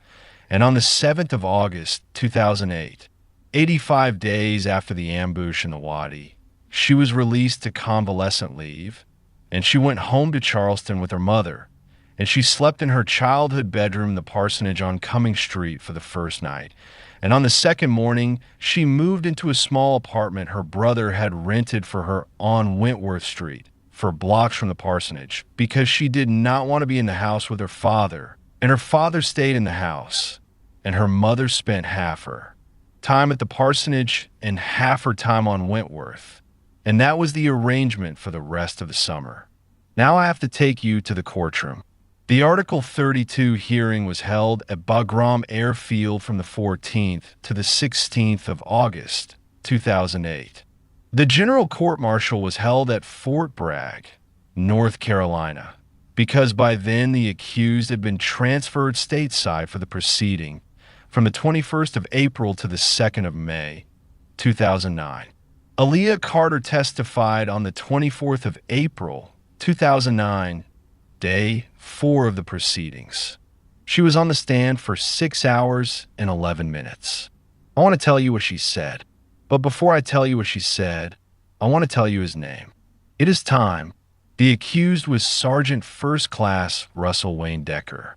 Russell Wayne Decker, 41 years old at the time of his arrest, 18 years in the Army, 3 combat deployments, 2 to Iraq, 1 to Afghanistan, the one in progress at the time of his arrest. A career counselor by primary MOS, which means he was the senior NCO on FOB Edinburgh, whose official job was to advise junior soldiers about their careers, their reenlistments, their educational benefits, their family programs, their post-deployment transition planning, and the various administrative pathways the Army offered to soldiers who wanted to make the Army a life. That was his official job. His official job put him in a small office, 3 doors down from the JAG hut, with a sign on the door that said Career Counselor, Walk INS Welcome, and a coffee maker, and a calendar pinned to the wall with re-enlistment bonus windows marked in red, and a couch against the back wall that had been brought in by his predecessor and that he had not replaced, and a door that closed, and a door that locked. The official job was the access. The job behind the official job was what he was on trial for. And what he is today, in 2024, 16 years into a 47-year sentence at the United States Disciplinary Barracks at Fort Leavenworth, Kansas, still serving time for. I want to be precise about what he was convicted of because I want to be precise about what Aaliyah Carter's file proved. He was convicted by a panel of officers and senior enlisted members at a general court-martial at Fort Bragg in May of 2009 on the following charges. 7 specifications of aggravated sexual assault under Article 120 of the Uniform Code of Military Justice. 6 of those specifications corresponded to the 6 women whose statements were in the file Aaliyah Carter handed to Senior Master Sergeant Holloway at 03:47 on the morning of the 15th of May. The 7th specification corresponded to Specialist Reyes at Combat Outpost Castle, who was interviewed not by Carter but by Major Cole personally on the 18th of May, after Cole had read the file and had flown to Castle and had sat with Reyes for 4 hours in a conference room with a victim advocate and a chaplain Reyes had chosen.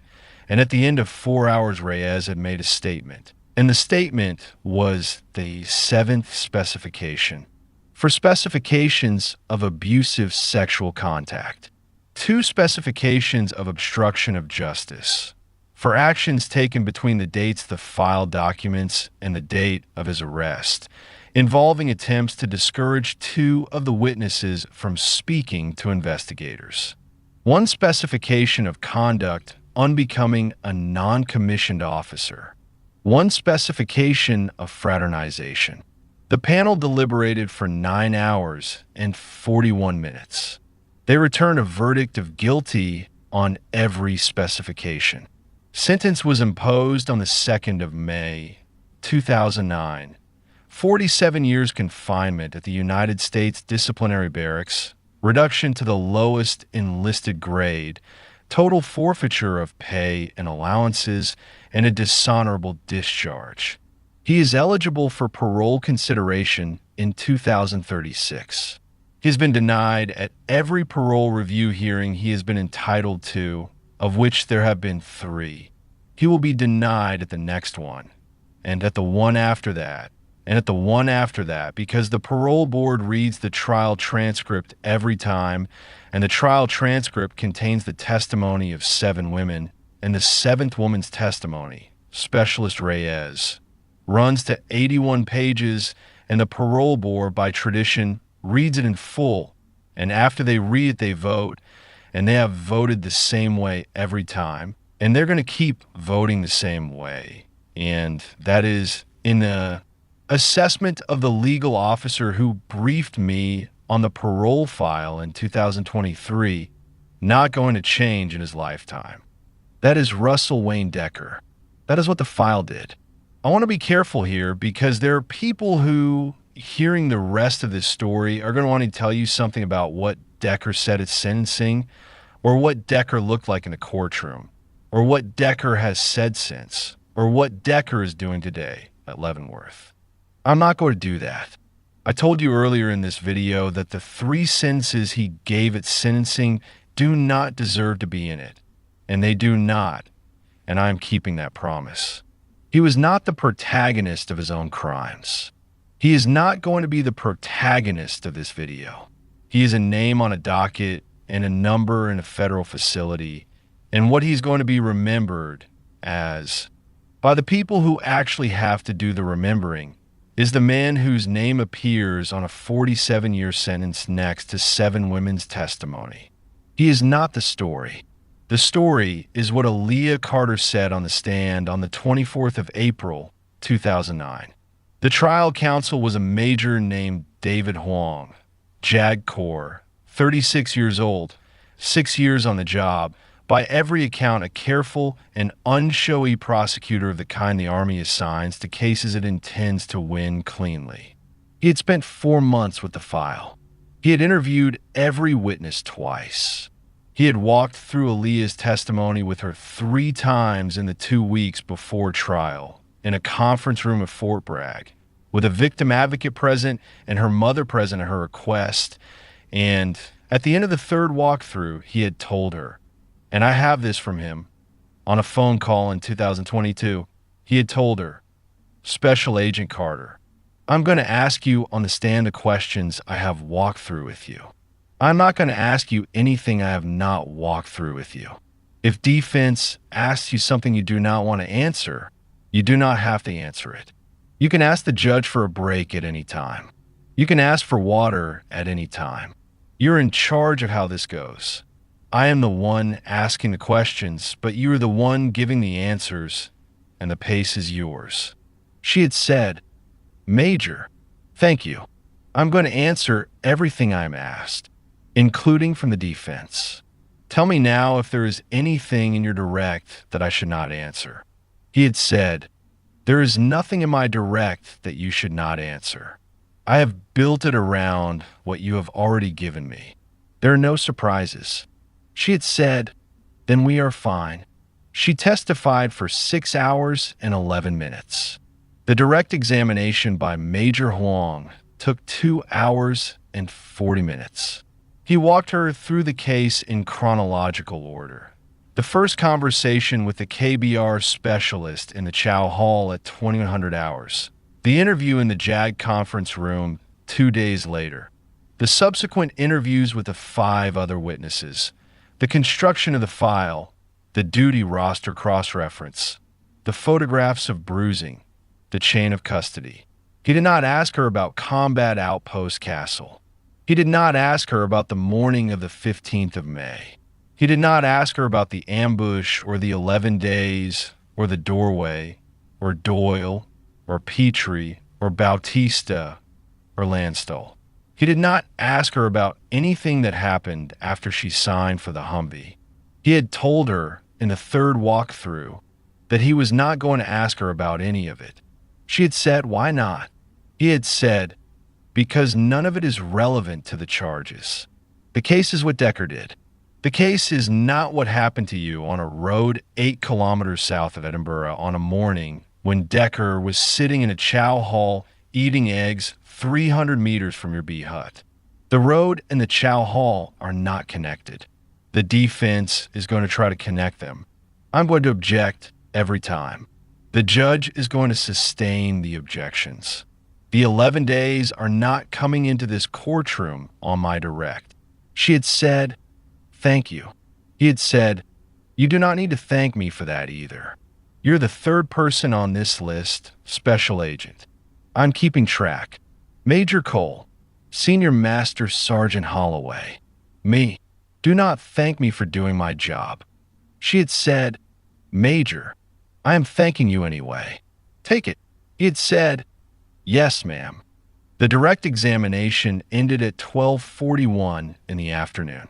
The judge, a colonel named Kathleen Bryant, 29 years on the bench, a former JAG defense counsel herself, who I have not interviewed because she retired in 2016 and has not given interviews about any of her cases, called a recess for lunch. Cross-examination began at 1400 hours. The defense counsel was a civilian attorney named Robert Galen, hired by Decker's family at significant personal expense. Galen was 61 years old at the time of the trial, a former Marine JAG who had retired to private practice in Fayetteville and who specialized in defending senior NCOs at courts-martial. He had a reputation in the Fayetteville Defense Bar for being aggressive on cross-examination of cooperating witnesses and methodical on cross-examination of investigating agents. Aaliyah Carter was both. He stood up at 1400 hours. He said, "Special Agent Carter, good afternoon." She said, "Counsel." He said, "Special Agent, I want to start by acknowledging on the record what you have been through. I'm not going to insult your intelligence by pretending otherwise. I'm going to ask you some questions about your investigation. I'm not going to ask you about your captivity. I want that on the record." She said, "Counsel, I appreciate the sentiment. I'm going to answer your questions about the investigation. I'm also going to answer your questions about anything else you choose to ask. If you change your mind in the next 3 hours about what you are willing to ask, I will not hold you to what you said in your opening statement to me. You're doing your job. Do it. I want you to sit with that answer for a second. I want you to understand what she just did. She just removed from her own protection the only floor the defense counsel had offered her in advance. She told him in front of the panel, in front of the judge, in front of the gallery, that she was not going to hide behind his courtesy. She was going to answer whatever he asked. If he wanted to take her into the 11 days, she would go. If he wanted to ask her about the doorway, she would answer. If he wanted to break her on the stand, she was inviting him to try, and she was telling him in advance that he could. She did this for one reason. She did it because she had decided somewhere in the 85 days between the doorway and the trial that the file was going to be uncontaminated. The file was going to do its work, and the file was going to do its work without any part of it being weakened by an objection sustained in her favor that a juror was going to remember as a moment where the prosecution's star witness needed to be protected. She was not going to be protected. She was going to be unprotected in the open, on the stand, and the file was going to stand on its own. I have this from Major Huang. I asked him on the phone in 2022 why she had said that, and he said because she had already decided that she was going to be the witness who did not need to be handled. The panel was watching her. She wanted them to see that nothing she said in the next 3 hours was being shaped by what she would or would not answer. Every answer was going to be the same answer she would have given on day one of the investigation. in a bee hut on Edinburgh with a notebook open on her lap. She wanted them to see a CID special agent, not a victim. The 11 days had not made her a victim in this courtroom. The case was the case. She was the investigator. That is what she wanted them to see, and that is what they saw. Galen cross-examined her for 3 hours and 18 minutes. He asked her about the chain of custody on the photographs of bruising. She answered. He asked her about the medical evaluation procedures at the FOB she had bypassed when she sent the witness to a different FOB for the photographs. She answered. He asked her whether she had personally observed any of the alleged conduct. She said no. CID special agents rarely observe the conduct they investigate. We reconstruct it from evidence. That is the job. He asked her whether she had a personal relationship with any of the witnesses prior to the investigation. She said no.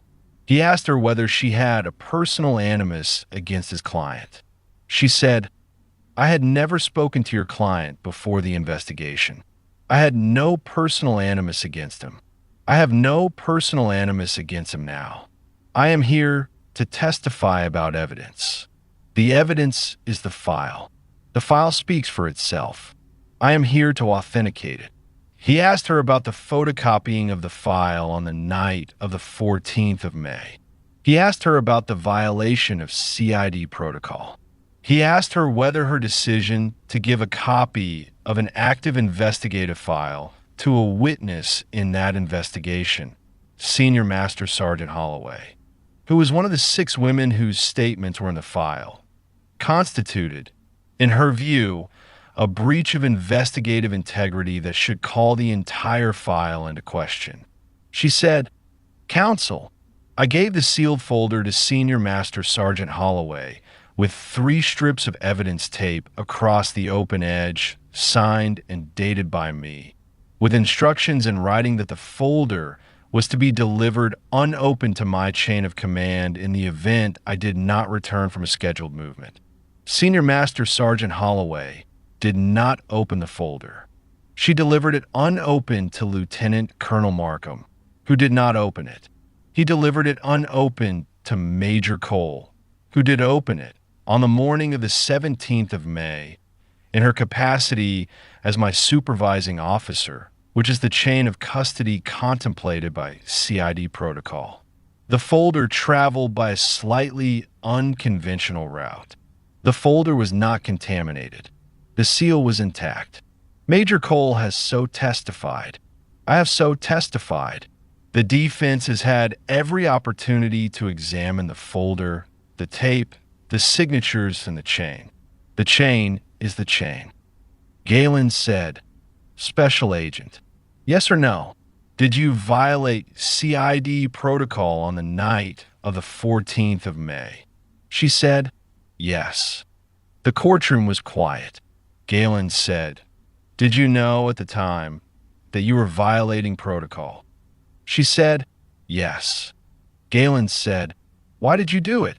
She said, because I had assessed, as the investigating agent, that there was a non-zero probability that I would not return from the movement scheduled for the next morning, and that if I did not return, the file might be lost. I assessed that the harm of an unconventional chain of custody was less than the harm of a complete loss of the file. I made that judgment. I made it deliberately. I made it in writing in my agent's notebook, which has been entered into evidence as Prosecution Exhibit 23. I would make the same judgment again. The file is not contaminated. The file is the case. Galen said, no further questions. He sat down. The judge looked at Major Huang. Major Huang said, no redirect, Your Honor. The judge said, Special Agent Carter, you are excused. Aaliyah Carter stood up from the witness stand. She walked across the courtroom. She did not look at Decker. She walked past the prosecution table. She walked past the gallery. Her mother was in the second row of the gallery, in a navy blue suit in the seat on the aisle, and as Aaliyah passed her, Diane reached out and touched her daughter's hand for about half a second. Not gripped it, just touched it, a brush of fingers, and Aaliyah did not stop, and Aaliyah did not look at her, but Aaliyah's hand turned over for that half second, and her fingers met her mother's. And then she kept walking, and she walked out the door at the back of the courtroom, and her mother stayed in the second row. That is the testimony. The panel convicted 8 days later. The sentence was imposed 8 days after that. Decker was transferred to Leavenworth on the 7th of May, 2009. He has been there ever since. I have to tell you a few more things. I have to tell you about Patricia Lott, the supervisor from Charleston County Juvenile Probation in 2003, the one I told you would come back into the story exactly one time near the end. I have to tell you about the porch. I have to tell you about what Aaliyah Carter is doing today. I have to tell you about Diane. Patricia Lott first.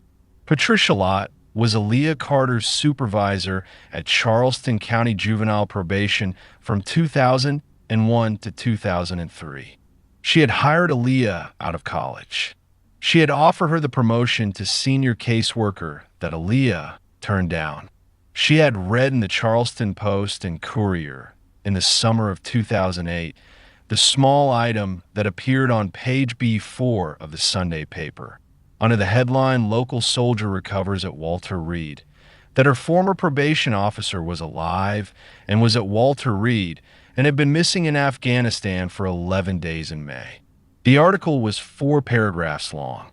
It did not mention Decker. It did not mention the file. It did not mention the case. It mentioned the ambush, the recovery, the medical treatment, and the fact that Aaliyah was the daughter of a prominent Charleston pastor. That was the phrase the Post and Courier used, and Marcus Carter had granted the reporter a brief comment, which the reporter had printed in full and which read in its entirety, "We thank God for her safe return. We ask for privacy as our family heals." Patricia Lott read this on a Sunday morning in late July of 2008 at her kitchen table on James Island with a cup of coffee in her hand, and she said out loud to no one because her husband had gone fishing and her 2 children were grown and out of the house, "That sorry son of a bitch." She did not, by that, mean Decker. She did not yet know about Decker. She meant Marcus Carter. Patricia Lott had met Marcus Carter exactly twice, both times at agency events in 2002 and 2003, and she had on both occasions taken his measure in the way a woman who has spent 24 years supervising juvenile probation officers takes the measure of men, which is quickly and without sentiment, and her assessment of Marcus Carter both times had been the same. A man who would talk about service from a pulpit and would not be able to recognize it when his own daughter was doing it across the kitchen table from him. She had not said this to Aaliyah at the time. She did not say things like that to her officers about their fathers. It was not her place. It became her place, in her view, on the Sunday morning in late July when she read the 4 paragraphs in the Post and Courier and the comment about privacy. She finished her coffee. She got in her car. She drove from James Island to Cumming Street. She parked in front of the parsonage. She walked up the steps onto the porch, and she ducked under the magnolia branch on the right corner. She was 5'4". She did not need to duck, but she ducked anyway because she had noticed the branch on her first visit in 2002, and she had filed it then as a thing that told her something about the man who lived there, and she knocked on the door at 10:02 on a Sunday morning, which was by deliberate choice. The time Marcus Carter would be in the parsonage because he had finished the early service and had not yet left for the 11 o'clock. He opened the door. He looked at her. He said, "Ms. Lott, good morning. Can I help you?" She said, "Reverend, I am not here to come in. I am not going to take more than 2 minutes of your time. I'm going to say one thing and I am going to leave. Is that all right?" He said, "Yes." She said, Your daughter, when she worked for me, was the best juvenile probation officer I have had in 24 years on this job. I have hired 61 officers. I have supervised 47 of them directly. She was the best of all of them. When she came to me in the summer of 2003 and told me she was leaving for the Army, I told her she was making a mistake because I wanted to keep her and because I'm selfish about the people who are good at this job. I want to tell you now that I was wrong. I was wrong, and she was right. And what she went and did in the Army was the same work she was doing for me on a different scale, in a different uniform. And the people she did it for are alive today because of her. And there are 6 women. And I have heard in the last 2 weeks through a friend at JAG in Columbia that there is a 7th. There are 7 women who are alive today and who are going to be all right because your daughter built a file in a plywood hut in Helmand Province and made sure it survived. That is what she did. That is the work. I came here to tell you on your porch, in front of your wife, if she is listening, that what your daughter did was the work, and I do not know what you have said about her from your pulpit, and I do not want to know, but I want you to hear from one woman who has supervised her, one woman who knew her at the work, that the work was holy. I am using that word on purpose. Reverend, I am using your word. The work was holy. Your daughter is a holy person.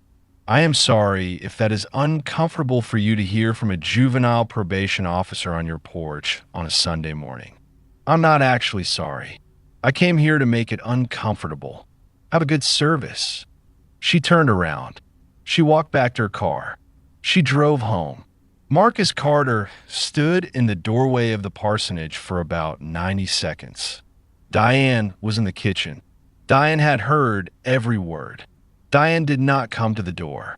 She stayed at the kitchen table with her coffee, and when Marcus finally closed the door, carefully with the latch fully engaged, the way he closed every door, and walked back through the house and into the kitchen, she did not look up from her coffee. He sat down across from her. He said, "Diane." She said, "Yes." He said, "Did you hear that?" She said, "I heard every word." He said, "Is she right?" Diane Washington Carter put her coffee cup down on the table. She looked at her husband across the round oak table that seated 4 and had 2 chairs, and had had 2 chairs since 2001. She said, "Marcus, you have been a pastor for 30 years. You have stood in that pulpit 50 Sundays a year for 30 years. That is 1,500 sermons. You have preached on service. You have preached on the prodigal son and the prodigal daughter. You have preached on Mary and Martha. You have preached on the parable of the talents. You have preached on the centurion at the cross. I have heard every one of those sermons. Marcus, because I have sat in that front pew, because I would not let you preach to an empty pew. I have heard you preach. I have heard you preach well. You are a good preacher. You are a man who can find the right word for a Sunday morning. That is your gift. I have always known that about you. I have loved you for 32 years partly because of that gift." She picked the cup back up. She took a sip. She put it back down. She said, "But that woman on the porch just now in 2 minutes preached the sermon you should have preached 6 years ago in this kitchen. She preached the sermon you should have preached 3 years ago from your own pulpit. She preached the sermon you should have preached on the 17th of May this year when you got the call that your daughter was missing, and you should have walked into that sanctuary the next Sunday, and you should have stood in front of your congregation, and you should have said, 'Marcus,' you should have said, 'My daughter is doing the work, and I did not understand what the work was, and I am praying for her, and I am praying for myself, because I have been wrong.' That is the sermon you should have preached. You did not preach it. A juvenile probation officer named Patricia Lott just preached it on our porch, and she did it in 2 minutes, and she did it without notes, and she did it for free, and now you're sitting at my kitchen table at 10:05 on a Sunday morning asking me whether she was right." She picked the cup back up. She said, "Marcus, yes, she was right. She was right 6 years ago. She was right today. She was right in every minute in between. I have known she was right since 2003. I have been waiting for you to figure it out. I'm still waiting. You are 62 years old. I do not know how much more waiting I'm going to do." He did not say anything for a long time. He said, "Diane?" She said, "Yes." He said, "What do I do?" She said, "Marcus, I'm not going to tell you what to do. I have told you what to do for 32 years, and it has not worked.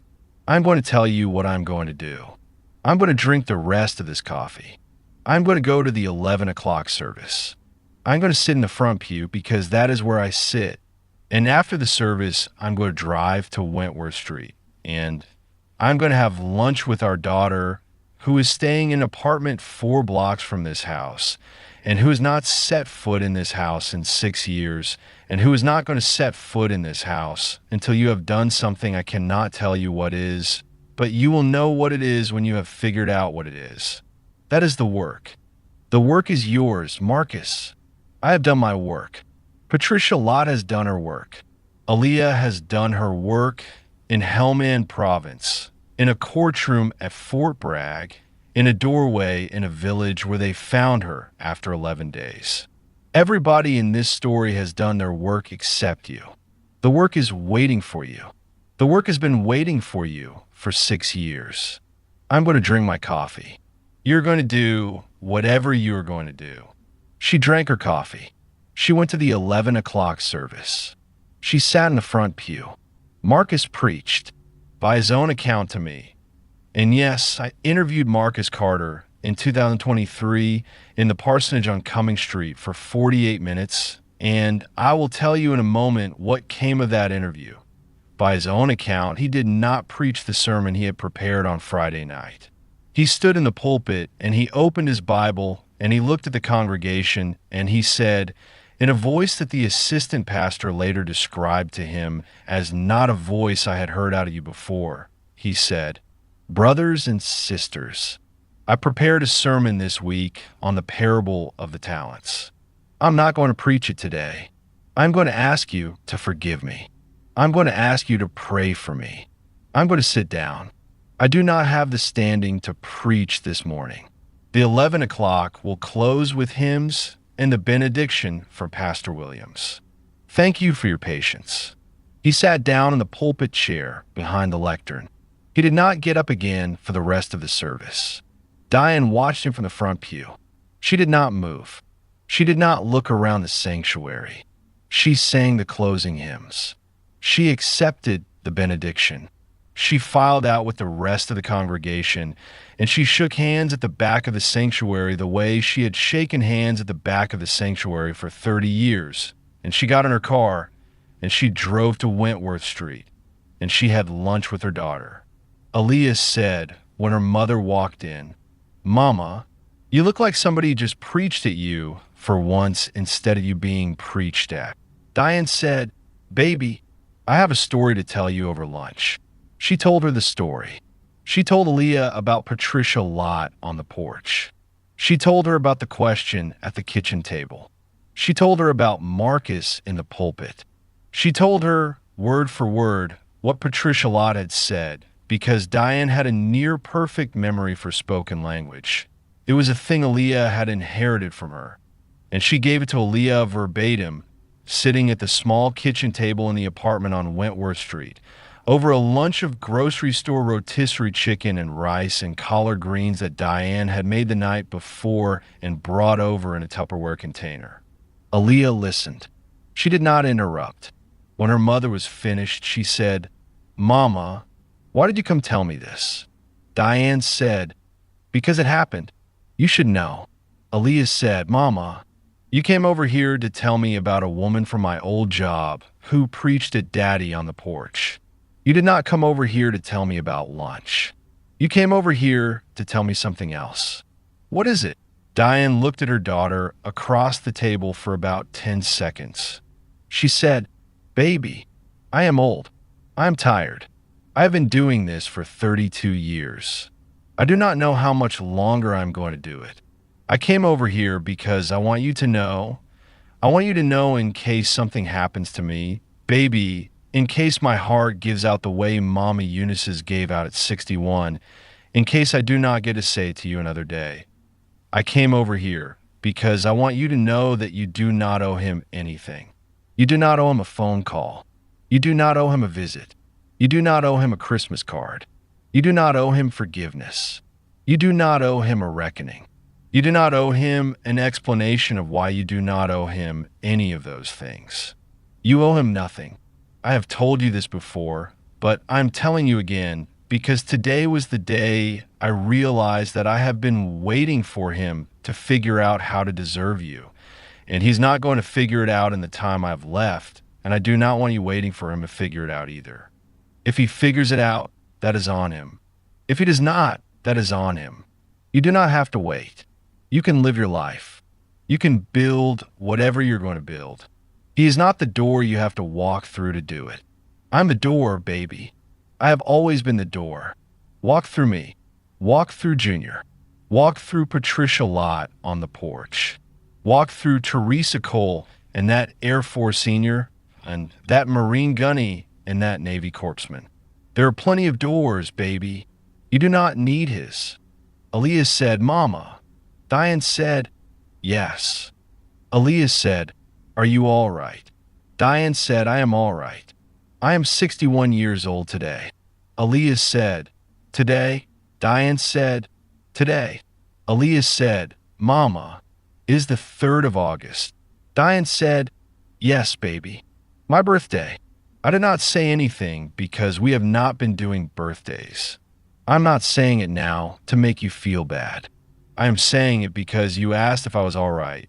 And the answer is I am 61 years old today, and Mama Eunice was 61 when she died, and I've been thinking about that all week, and that is why Patricia Lott on the porch this morning hit me the way it hit me.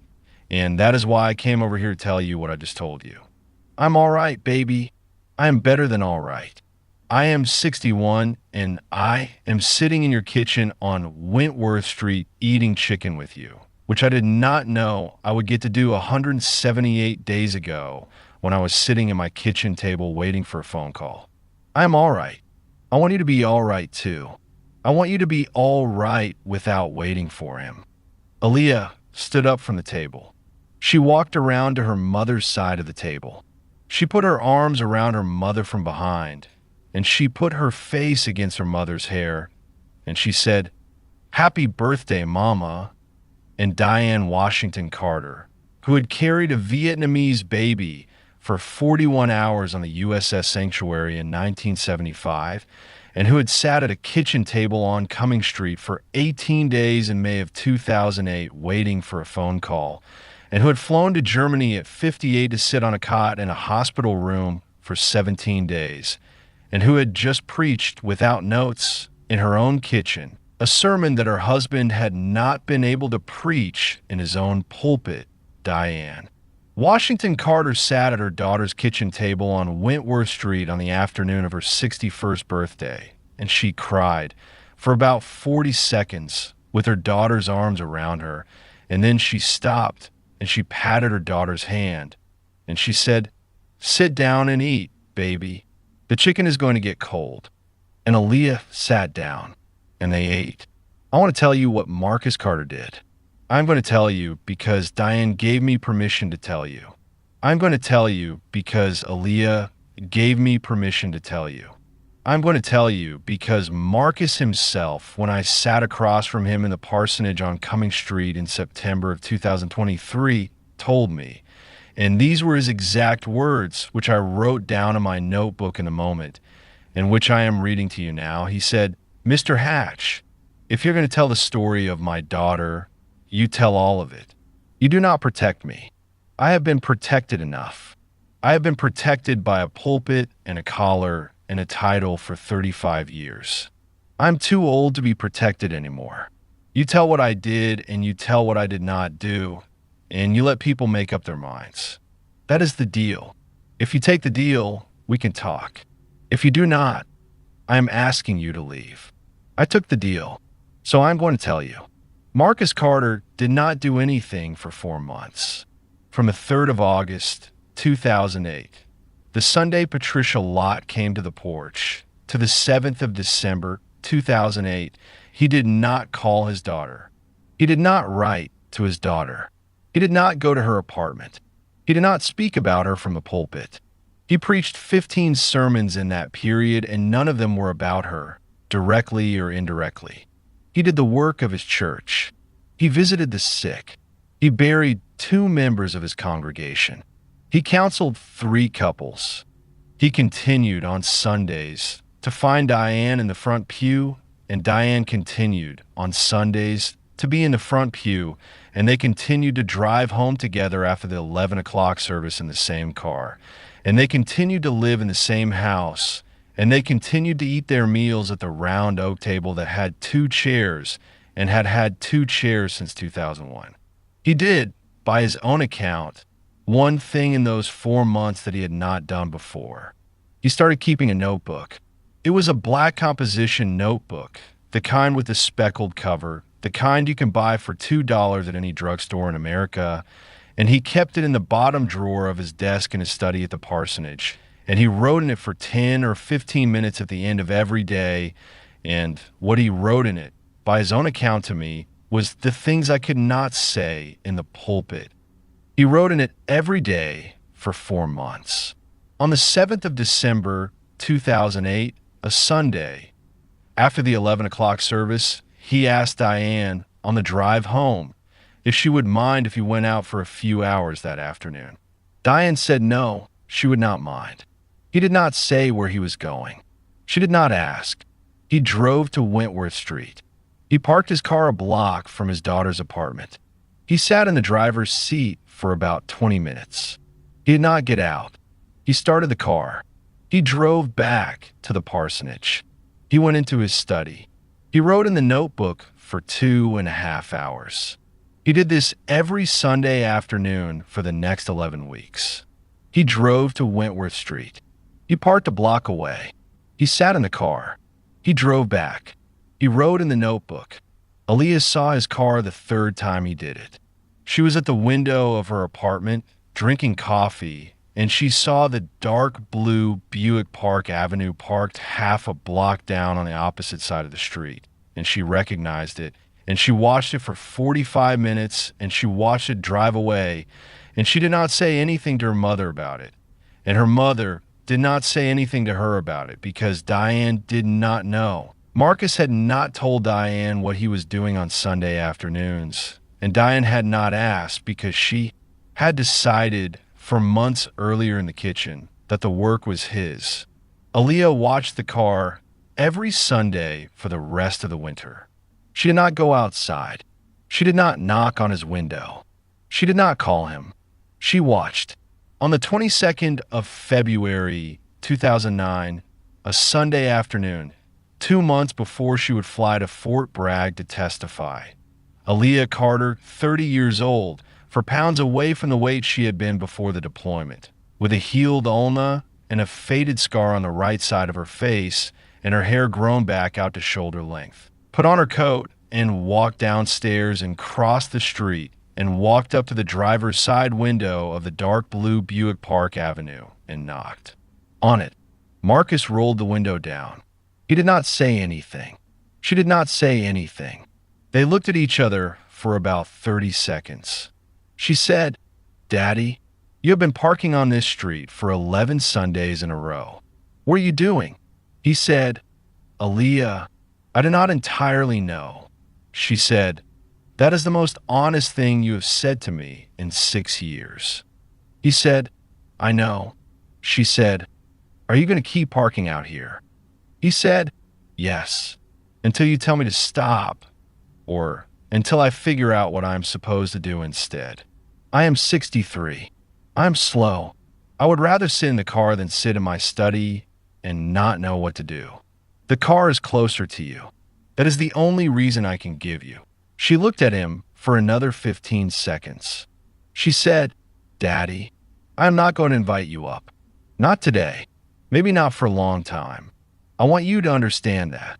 He said, "I understand." She said, I'm going to ask you one question. I want a real answer.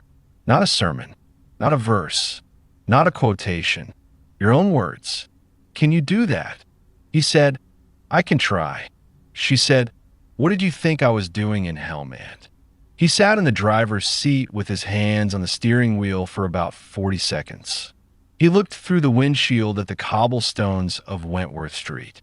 He looked at his daughter standing at his window. He looked back through the windshield. He said, I thought you were proving a point to me. I thought you were a girl who joined the army because her father had told her she could not be a soldier in the Lord's army from a uniform. And I thought you had stayed in the army because you wanted me to be wrong. I thought every promotion you guys, you saying to me, look, I was right and you were wrong. I thought your job was a long argument with me. I thought when you were missing, that you were missing because the army had used you up the way I had said the army would use you up. And I thought when they found you that you were going to come home and have to admit that I had been right. And I had been waiting for that. And I had been preparing what I was going to say. I had been preparing what I was going to say for 11 days while you were missing, Aaliyah. And I had been preparing what I was going to say for 85 days after they found you. And when Patricia Lott came to the porch in August, I did not understand at first what she was saying. And then I understood. And then I sat down at the table with your mother. And your mother told me what I have already known for 32 years, which is that I cannot see the work when the work is not wearing the uniform I expected it to wear. I have been writing in a notebook since August. I do not know what I am writing. I do not know what it is for. I drive over here on Sundays because I do not know what else to do. I'm telling you this because you asked. That is the answer. I have not earned the right to give you any other answer. I'm sorry, Aaliyah. I am not going to ask you to forgive me. I am sorry. She stood at the window. She did not say anything for a long time. She said, Daddy. He said, yes. She said, go home. Tell Mama where you have been on Sunday afternoons. She does not know. You owe her that. He said, yes. She said, do not come back next Sunday. He said, no. She said, I will call you when I am ready. It may be a long time. It may not be at all. I do not know yet. I am telling you that because you gave me a real answer and you deserve a real answer back. I do not know yet, Daddy. He said, Aaliyah, that is more than I have any right to. She said, I know. She stepped back from the window. He rolled it up. He drove home. He told Diane that night at the kitchen table where he had been on Sunday afternoons for 11 weeks and what he had been writing in the notebook and what Aaliyah had said at the window. Diane listened. Diane did not say anything. When he was finished, Diane reached across the table and put her hand on top of his hand for about 3 seconds, and then she took her hand back, and she said, Marcus, that is the first thing you have done in 6 years that I cannot improve on. Go to bed. He went to bed. That is what Marcus Carter did. I want to tell you what happened next, because the story has one more turn, and I am not going to leave it out. Aaliyah did not call him for 14 months. She testified at Fort Bragg in April. The sentence was imposed in May. She was promoted to Sergeant First Class, her own, in July of 2009, on her 31st birthday, in a small ceremony at Walter Reed, where she was still doing outpatient follow-up with her mother and brother present, and not her father. She was reassigned, at her request, to a CID training position at Fort Leonard Wood, Missouri, where she taught new special agents how to build a file, how to interview a reluctant witness, how to maintain chain of custody under expeditionary conditions, and how to assess, in their own work, when an unconventional decision was the right decision and when it was not. She taught there for 3 years. By every account I have from people who took her course in those 3 years, and I have spoken with 11 of them, she was the best instructor any of them ever had. And her course is today still taught in modified form at the CID Training Center, and it is still called by the people who teach it the Carter Block. She made the call to her father on the 8th of May, 2010. The 8th of May was the second anniversary of the day she had signed for the Humvee, and the 17th of May was approaching, and she had decided in the third week of April that she was going to call him before the 17th, not because the date had any meaning to him, but because the date had meaning to her, and she had decided that if she was going to do it, she was going to do it on a day she chose for her own reasons, not on a day chosen by an anniversary or a holiday or a milestone. In his calendar, she called him from her quarters at Fort Leonard Wood at 1940 Central Time on a Saturday evening. He picked up on the second ring. She said, "Daddy." He said, "Aaliyah." She said, "I am ready to talk. Not in person. Not yet. On the phone. For an hour. I have set a timer. When the timer goes off, I'm going to hang up. We can do this again in a month if it goes well. If it is not, we will not. Are those terms acceptable?" He said, "Yes." She said, "Start the timer." She started the timer. They talked for 58 minutes and 41 seconds. She did not tell him about the 11 days. She did not tell him about Decker. She did not tell him about the file. She told him about Fort Leonard Wood. She told him about the course she was teaching. She told him about a student of hers, a specialist from Detroit who had taken her course in March and who had asked, on the last day, a question about whether it was ever appropriate to give a copy of an active investigative file to a witness. And Aaliyah told her father that she had answered the question by telling the class a story about a senior master sergeant in Helmand Province whose name she did not give them, and a folder with 3 strips of evidence tape and a chain of custody that had held, even though it had traveled an unconventional route, and that the specialist from Detroit had nodded and had written it down in her notebook, and Aaliyah had thought, watching the specialist write it down, that the file was still doing its work 2 years later in a classroom in Missouri, in the notebook of a specialist who would carry into her own career and into her own files and into her own decisions, and that this was, in Aaliyah's view, what the work actually was, not the moment of the act, but the moment 2 years later when a different person in a different place picked up the pen. Marcus listened. He did not interrupt. When she was finished, he said, "Aaliyah, that is a sermon." She said, "Daddy, that is the work." He said, "Yes, it is. I see that now." She said, "I know you do." The timer went off. She said, "That is the hour." He said, "Yes." She said, "I will call you in a month." He said, "I will be here." She hung up. She called him a month later.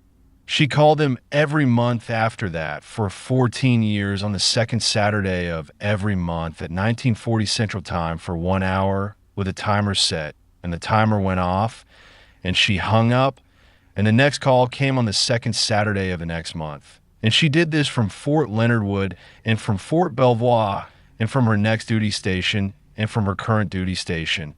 And she is still doing it today in 2024, with the difference that in 2016, 8 years into the calls, she went home to Cumming Street for the first time on a Saturday in October for 2 hours with her mother present, and she sat in the kitchen at the round oak table that had been a 4-chair table and was now, by then, a 3-chair table. Marcus had bought a 3rd chair in 2014 and had left it at the table empty for 2 years, the way he had once left a 4th chair empty for 5 years. And the 3rd chair was waiting, and she had a cup of coffee with her father in the kitchen of the parsonage, and they did not talk about the 11 days, and they did not talk about Decker, and they did not talk about anything that had happened in Helmand, because none of it was his to talk about, and she has not told him any of it to this day, and she is not going to. She told him that afternoon in October of 2016 about Fort Belvoir. She told him about a soldier she was mentoring who reminded her of herself at 23. She told them about her mother's garden, which her mother was rebuilding in the backyard of the parsonage, and which had tomatoes coming in.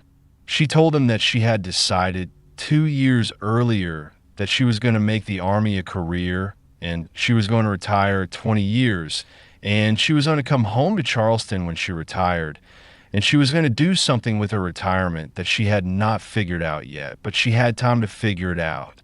Marcus said, "Aaliyah, if you come home, when you come home, will you come to this house?" Aaliyah said, "Daddy, I will come to this house for coffee. I'm not going to live in this house. I will live in my own house. I will come for coffee, and I will come for Sunday dinner, and I will come for Mama's birthday, and I will come for Christmas. That is what I will do. Are those terms acceptable?" Marcus said, "Yes." He said it without hesitating. He said it without negotiating. He said it the way she had taught him in 14 years of monthly phone calls with a timer set to say it. She finished her coffee. She stood up from the table. She hugged her mother. She hugged her father for the first time by both of their accounts since 2003. The hug lasted about 4 seconds. Neither of them cried.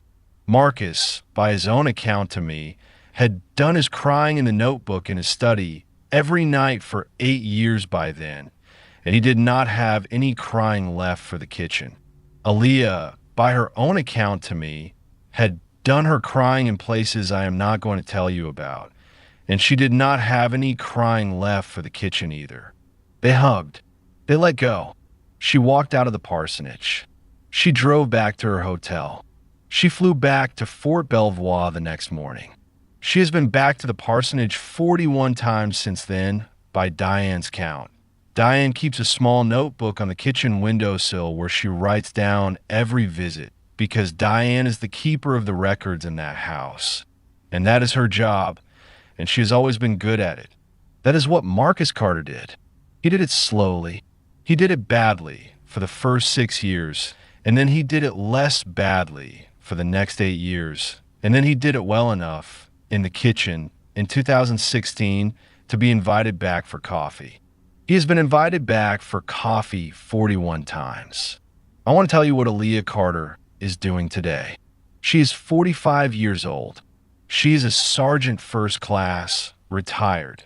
She retired at 20 years in 2023 with full honors in a ceremony at Fort Belvoir attended by her mother, her brother, 2 of her former PsyD partners, Major Teresa Cole, retired lieutenant colonel, Hospital Corpsman Marcus Petrie, now a registered nurse in Traverse City, and Senior Master Sergeant Holloway, now a retired civilian living in Tucson. Her father was not at the ceremony. He was 80 years old by then.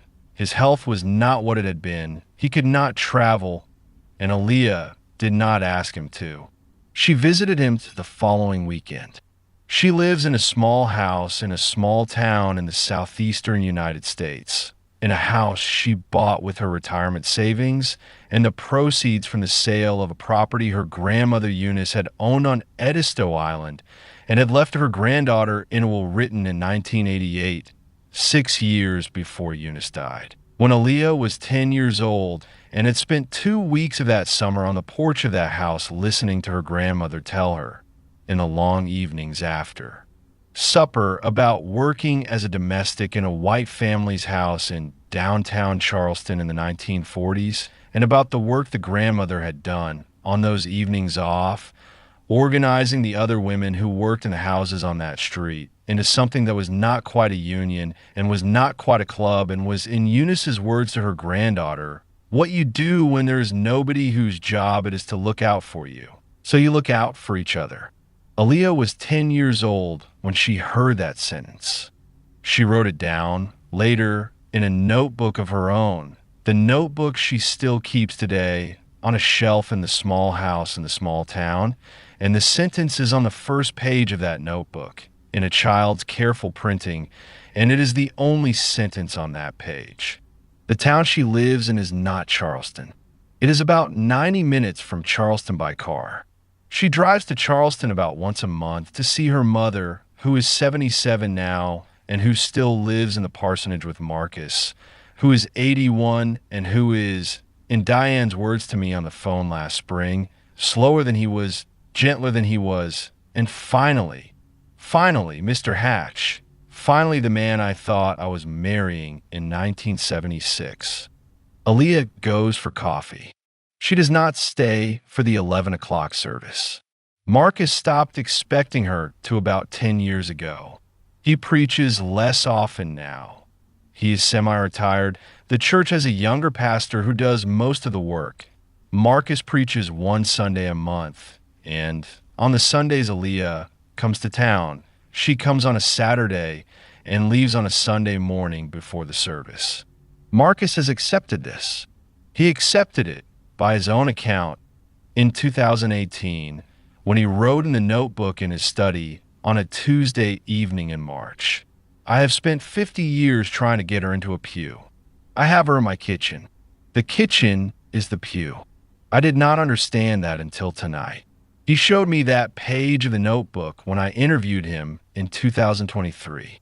He turned the notebook around on the desk and slid it across to me and tapped the line with his finger and said, "That is the sermon I should have preached in 2003. It only took me 15 years. I asked him if I could photograph the page. He said yes. I have the photograph. I am not going to show it to you because Marcus also asked me before I left the parsonage to do one thing for him, which was to not show his handwriting on camera, because the handwriting was, in his words, the one part of this that is between me and her. I am respecting that. I am telling you the sentence is real. I am telling you it is on a page of a black composition notebook in the bottom drawer of a desk in a study in a parsonage on Cumming Street in Charleston, South Carolina. I'm not going to show it to you. You will have to trust me or you will not. And either way, the sentence is what it is. Back to Aaliyah. She lives in the small house in the small town. She has a dog, a mixed breed rescue she adopted in 2021 when she was still on active duty and stationed at Fort Belvoir, a dog she named Eunice. The dog is 6 years old. The dog sleeps at the foot of her bed. The dog is the reason she gets up in the morning on the mornings when getting up is harder than other mornings. And there are still mornings 16 years after the doorway when getting up is harder than other mornings, and she has told me so. And I'm putting it in this video because she told me I could. She does two things for work now that she is retired. The first thing is that she consults on a contract basis with the Department of Defense Sexual Assault Prevention and Response Office on the development of training materials for investigators. She does not do this full-time.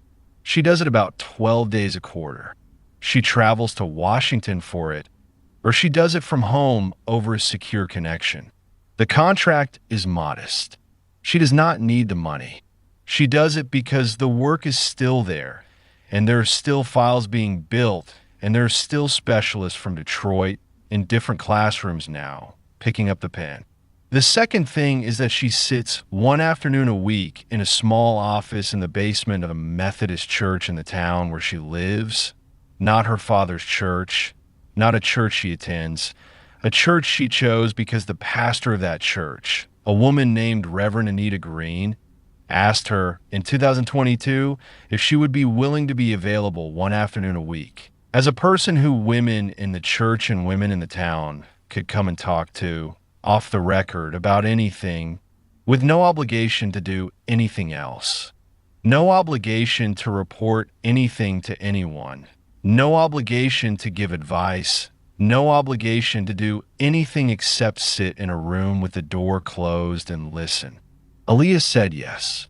She sits in that office every Wednesday afternoon from 1 o'clock to 5 o'clock with a coffee maker and a couch and a chair and a box of tissues and a small handwritten sign on the door that says, in her own printing, Walk INS Welcome. She does not advertise it. She does not have a website. She does not have business cards. She does not charge for it. She is not a licensed counselor, and she does not pretend to be one. She is a retired special agent of the United States Army Criminal Investigation Division who, by her own assessment, has learned something about how to sit in a room with a woman who is not ready to talk to a counselor or to a pastor or to a police officer or to her own mother, and who needs, before she talks to any of those people, to talk to somebody whose only job in the room is to be in the room. She's been doing this for 2.5 years. I asked her when I interviewed her, and I want to be careful here because Aaliyah Carter gave me one interview in person in 2023 in a coffee shop in Columbia, South Carolina, that lasted 4 hours and 11 minutes. And she gave me permission to use her name and her account. And she asked me for one thing in exchange, which was the same thing Major Cole had asked me for: do not soften it. I owe everyone who is in this story that much, including me. Do not soften it. I'm not softening it. I'm telling you what she told me. I asked her in that interview why she did the Wednesday afternoons. She said, "Mr. Hatch, there was a woman in a chow hall on FOB Edinburgh in 2008 who walked over to me with a tray and sat down across from me and did not say anything for about 3 minutes. I waited. I did not ask her what she wanted. I drank my coffee. After about 3 minutes, she told me what she had come to tell me. Nobody had taught me to wait. I waited because she was clearly waiting, and the waiting was the conversation. After she told me what she had come to tell me, she told me that she had walked past me in the chow hall 4 times in the previous week and had decided each time not to sit down, and that on the 5th time she had sat down because I had looked tired and she had thought, watching me, that I was somebody who would not be in a hurry. That is what she said. She used the phrase, "not in a hurry." I have thought about that phrase for 16 years. I think about it most Wednesdays. The work is not being in a hurry. The work is being the person in the chow hall who is not in a hurry. I did not invent that work. My grandmother Eunice did it on a porch on Edisto Island in the 1940s for the other women on her street. My mother did it on a kitchen table on Cumming Street for 32 years. I do it in a basement on Wednesday afternoons. It is the same work. Somebody is going to keep doing it after me. That is the only reason any of this matters. That is what Aaliyah Carter is doing today. She is the person in the chow hall who is not in a hurry. She's going to keep being that person for as long as she is able. Now I want to give you, briefly, the rest of them because I owe you the rest of them, and because Hatch does not end a video by leaving anyone in the helicopter. Diane Washington Carter is 77. She's in good health. Her garden in the backyard of the parsonage on Cumming Street is, in the summer of 2024, the best it has been in 40 years, and her tomatoes won 2nd place at a small neighborhood fair in June. She is, by her own account, finally not waiting for anyone, and she sleeps, she told me, the sleep of a woman who has done her work. Marcus Carter is 81. He preaches 1 Sunday a month. He keeps the notebook. There are now 17 notebooks on a shelf in his study, in chronological order. The first one started on the 3rd of August, 2008. The most recent one started in February of 2024. He has told Diane, and Diane has told Aaliyah, and Aaliyah has told me that the notebooks are to be given to Aaliyah after he dies, and that she is not obligated to read them, and that he is not writing them for her to read, and that he is writing them for himself, and that what she does with them is her business. Aaliyah has told me that she does not know what she is going to do with the notebooks. She has told me she does not have to know yet. She has time. Marcus Carter Jr. is 50. He is the principal of a high school in Atlanta. His school's graduation rate, when he took it over in 2011, was 61%. His school's graduation rate last year was 91%. He has been offered 3 times the superintendency of larger districts in other cities. He has turned all 3 offers down. He told me on the phone in 2022, I am where I am supposed to be. The work is here. I'm not going anywhere. He has 2 children, 15 and 12. His wife is a public defender. His sister visits twice a year. His sister's dog, Eunice, knows the layout of his Atlanta house and goes to the same corner of the couch every time. That is the corner Marcus Jr. leaves clear when he knows Aaliyah is coming.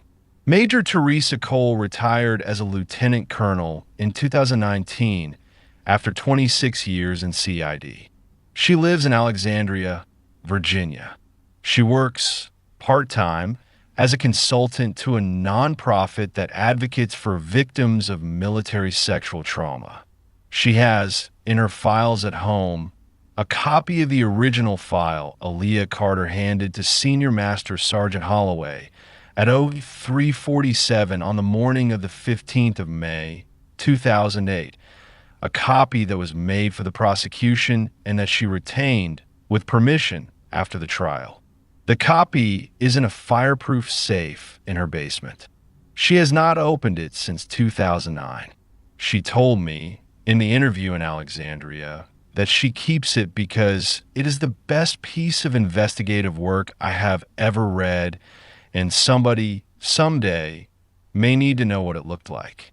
I am one of the people who has needed to know what it looked like. She let me look. That is how I know what was in it. I'm not going to publish what was in it because the women it did not ask to be in this video, and because Teresa Cole asked me not to, and because she is right. Senior Master Sergeant Holloway, United States Air Force, retired in 2013 with 30 years of service. She lives in Tucson, Arizona. Her grandchildren are now teenagers. She volunteers for mornings a week at a food bank affiliated with her church. She is 70 years old.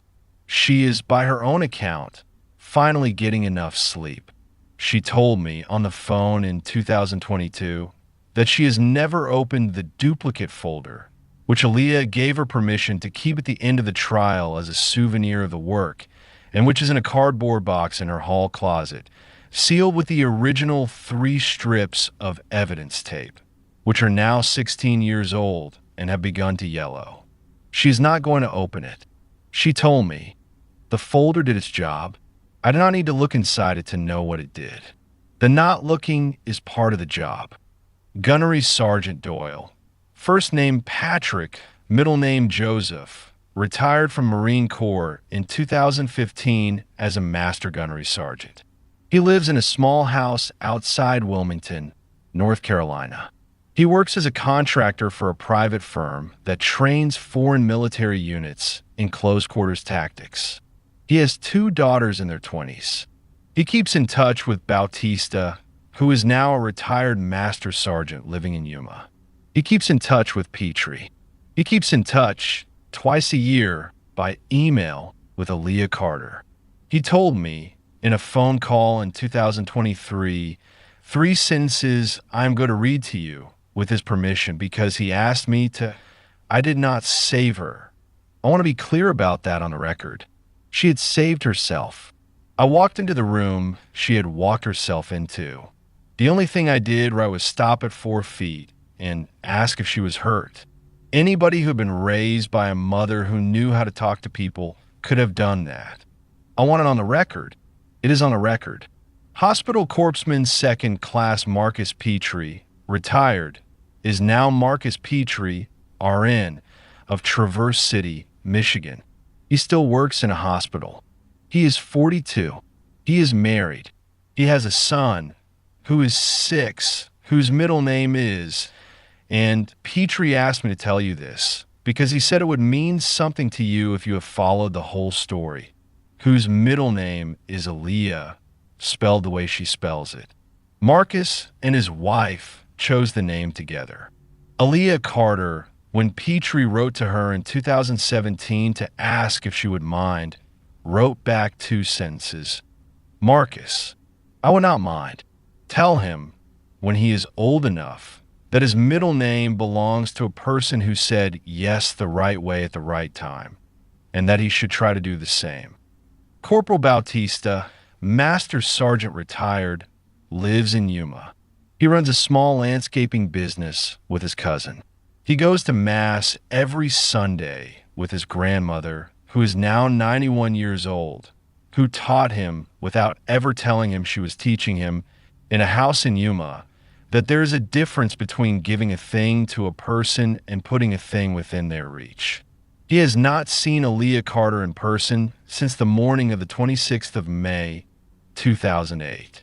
He has spoken to her on the phone twice, both times because Doyle put them on a conference call on a Veterans Day.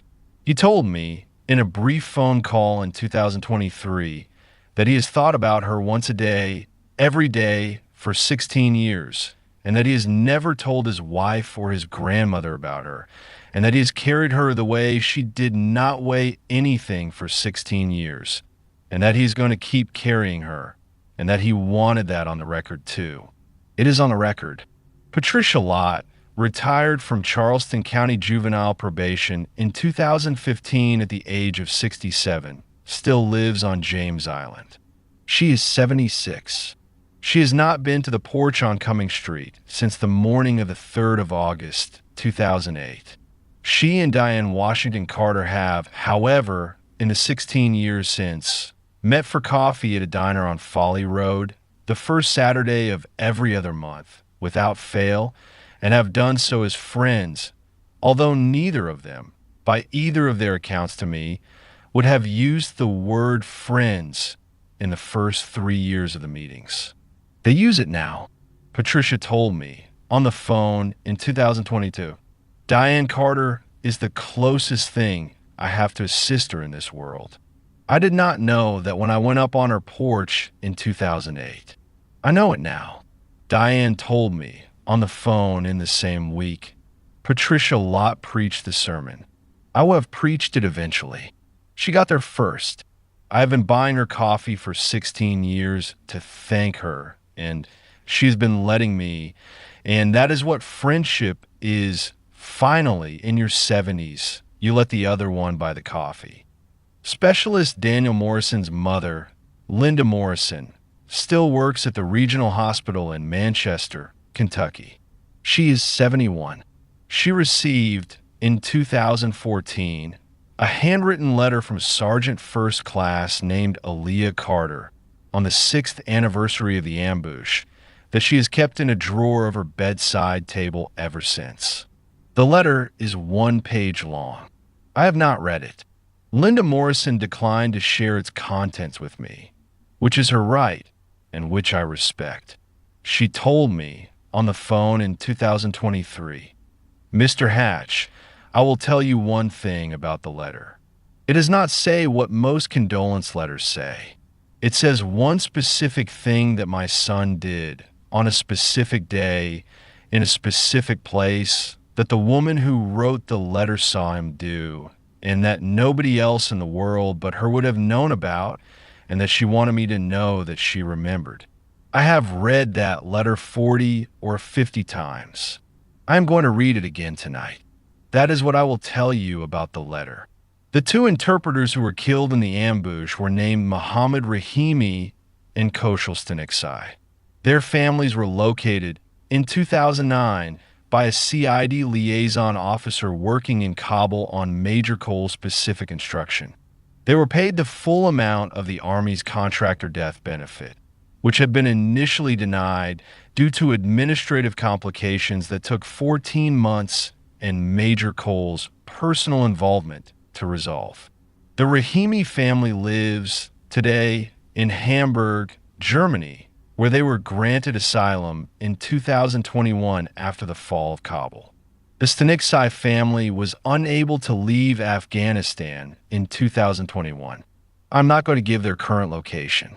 Major Cole knows where they are. Aaliyah Carter knows where they are. Both women have, on their own time and at their own expense, sent money to that family every quarter for the last 14 years, separately, through separate channels, without coordinating with each other, both of them having discovered the other was doing it only in 2022, when Major Cole mentioned it in passing during a phone call with Aaliyah. And Aaliyah said, "Teresa, I have been doing the same thing for 14 years. And Major Cole laughed. A real laugh, the first real laugh she had given on a phone call in a long time. And she said, "Sergeant, we could have been splitting it." And Aaliyah said, "Major, we were never going to split it. You were going to do your share, and I was going to do mine. And that is how the work works." Muhammad and Koshal did not split the dying. We do not split the carrying. Sergeant First Class Russell Wayne Decker is, as I told you, at Leavenworth. He will be at Leavenworth until he is paroled or he dies, and he is not going to be paroled. He is 60 years old. He has 15 years of his sentence remaining. The actuarial tables suggest he will die at Leavenworth. I do not have anything else to tell you about him, and I am not going to invent anything to fill the space. He is a closed file. That is everyone. I want to close. I have been making these videos for 11 years now. I have told a lot of stories. I have told stories that ended in cemeteries and stories that ended in courtrooms and stories that ended in kitchens, and most of the stories I tell end in some combination of those three places, because most of the stories that are worth telling, in my experience, do. This story ends in all three. Specialist Daniel Morrison is buried in Manchester, Kentucky. His mother visits the grave once a month. She brings in the summer hydrangeas from her own garden, which is the flower he asked her about, by phone from Bagram, 2 days before the ambush, because he had been thinking about home and he had been thinking about her garden, and he had asked on a satellite phone call that cost him $8 a minute whether the hydrangeas had come in yet that year. They had. She told him so. That was the last conversation they had. She brings hydrangeas because of that conversation. She has brought hydrangeas for 16 years.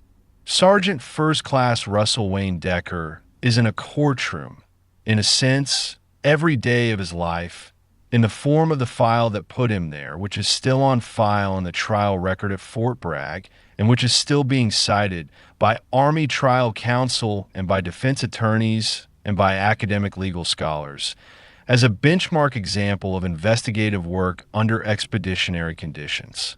The file is not closed. The file is, in the deepest sense, still open because the file is still teaching.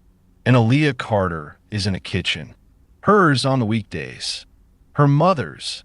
On the weekends, she comes to Charleston. A small basement office in a Methodist church on Wednesday afternoons, which is not a kitchen, but which has a coffee maker and a couch and a sign on the door, and which is by the standard of the work I have been describing, the same room. The work is the same room. That is what I want to leave you with.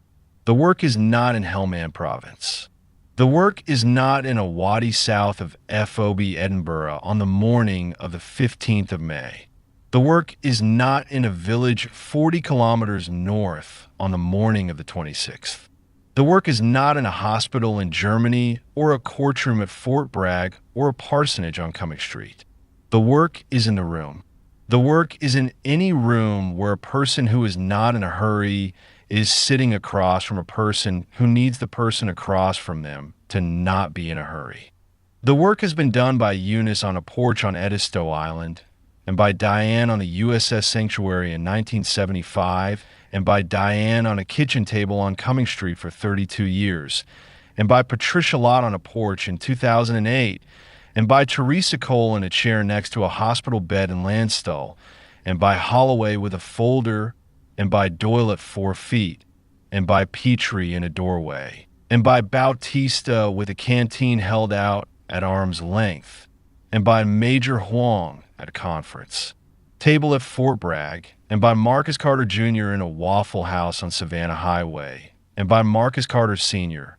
Finally, eventually, slowly, badly at first, and then less badly, and then well enough, in a Buick parked half a block away on a Sunday afternoon, and in a kitchen in October of 2016, and in a notebook in a desk drawer. And by Aaliyah Carter in a chow hall with a coffee, not in a hurry. The work is the same room. Somebody is in that room right now. Somebody is going to be in that room tomorrow. Somebody is going to be in that room 100 years from now. After every person I have named in this video is dead, and the room will be different, and the war will be different, and the file will be different, and the language will be different, and the work will be the same. That is the story. That is the whole story. I am Hatch. Thank you for watching. If this story meant something to you, the thing I'm going to ask of you is not to like the video or to subscribe to the channel, although you're welcome to do both. The thing I'm going to ask of you is this: tomorrow or the next day or sometime this week, you're going to be in a room with a person who needs you to not be in a hurry. You will know which person and which room. Be not in a hurry. That is the ask. That is the only ask. Good night.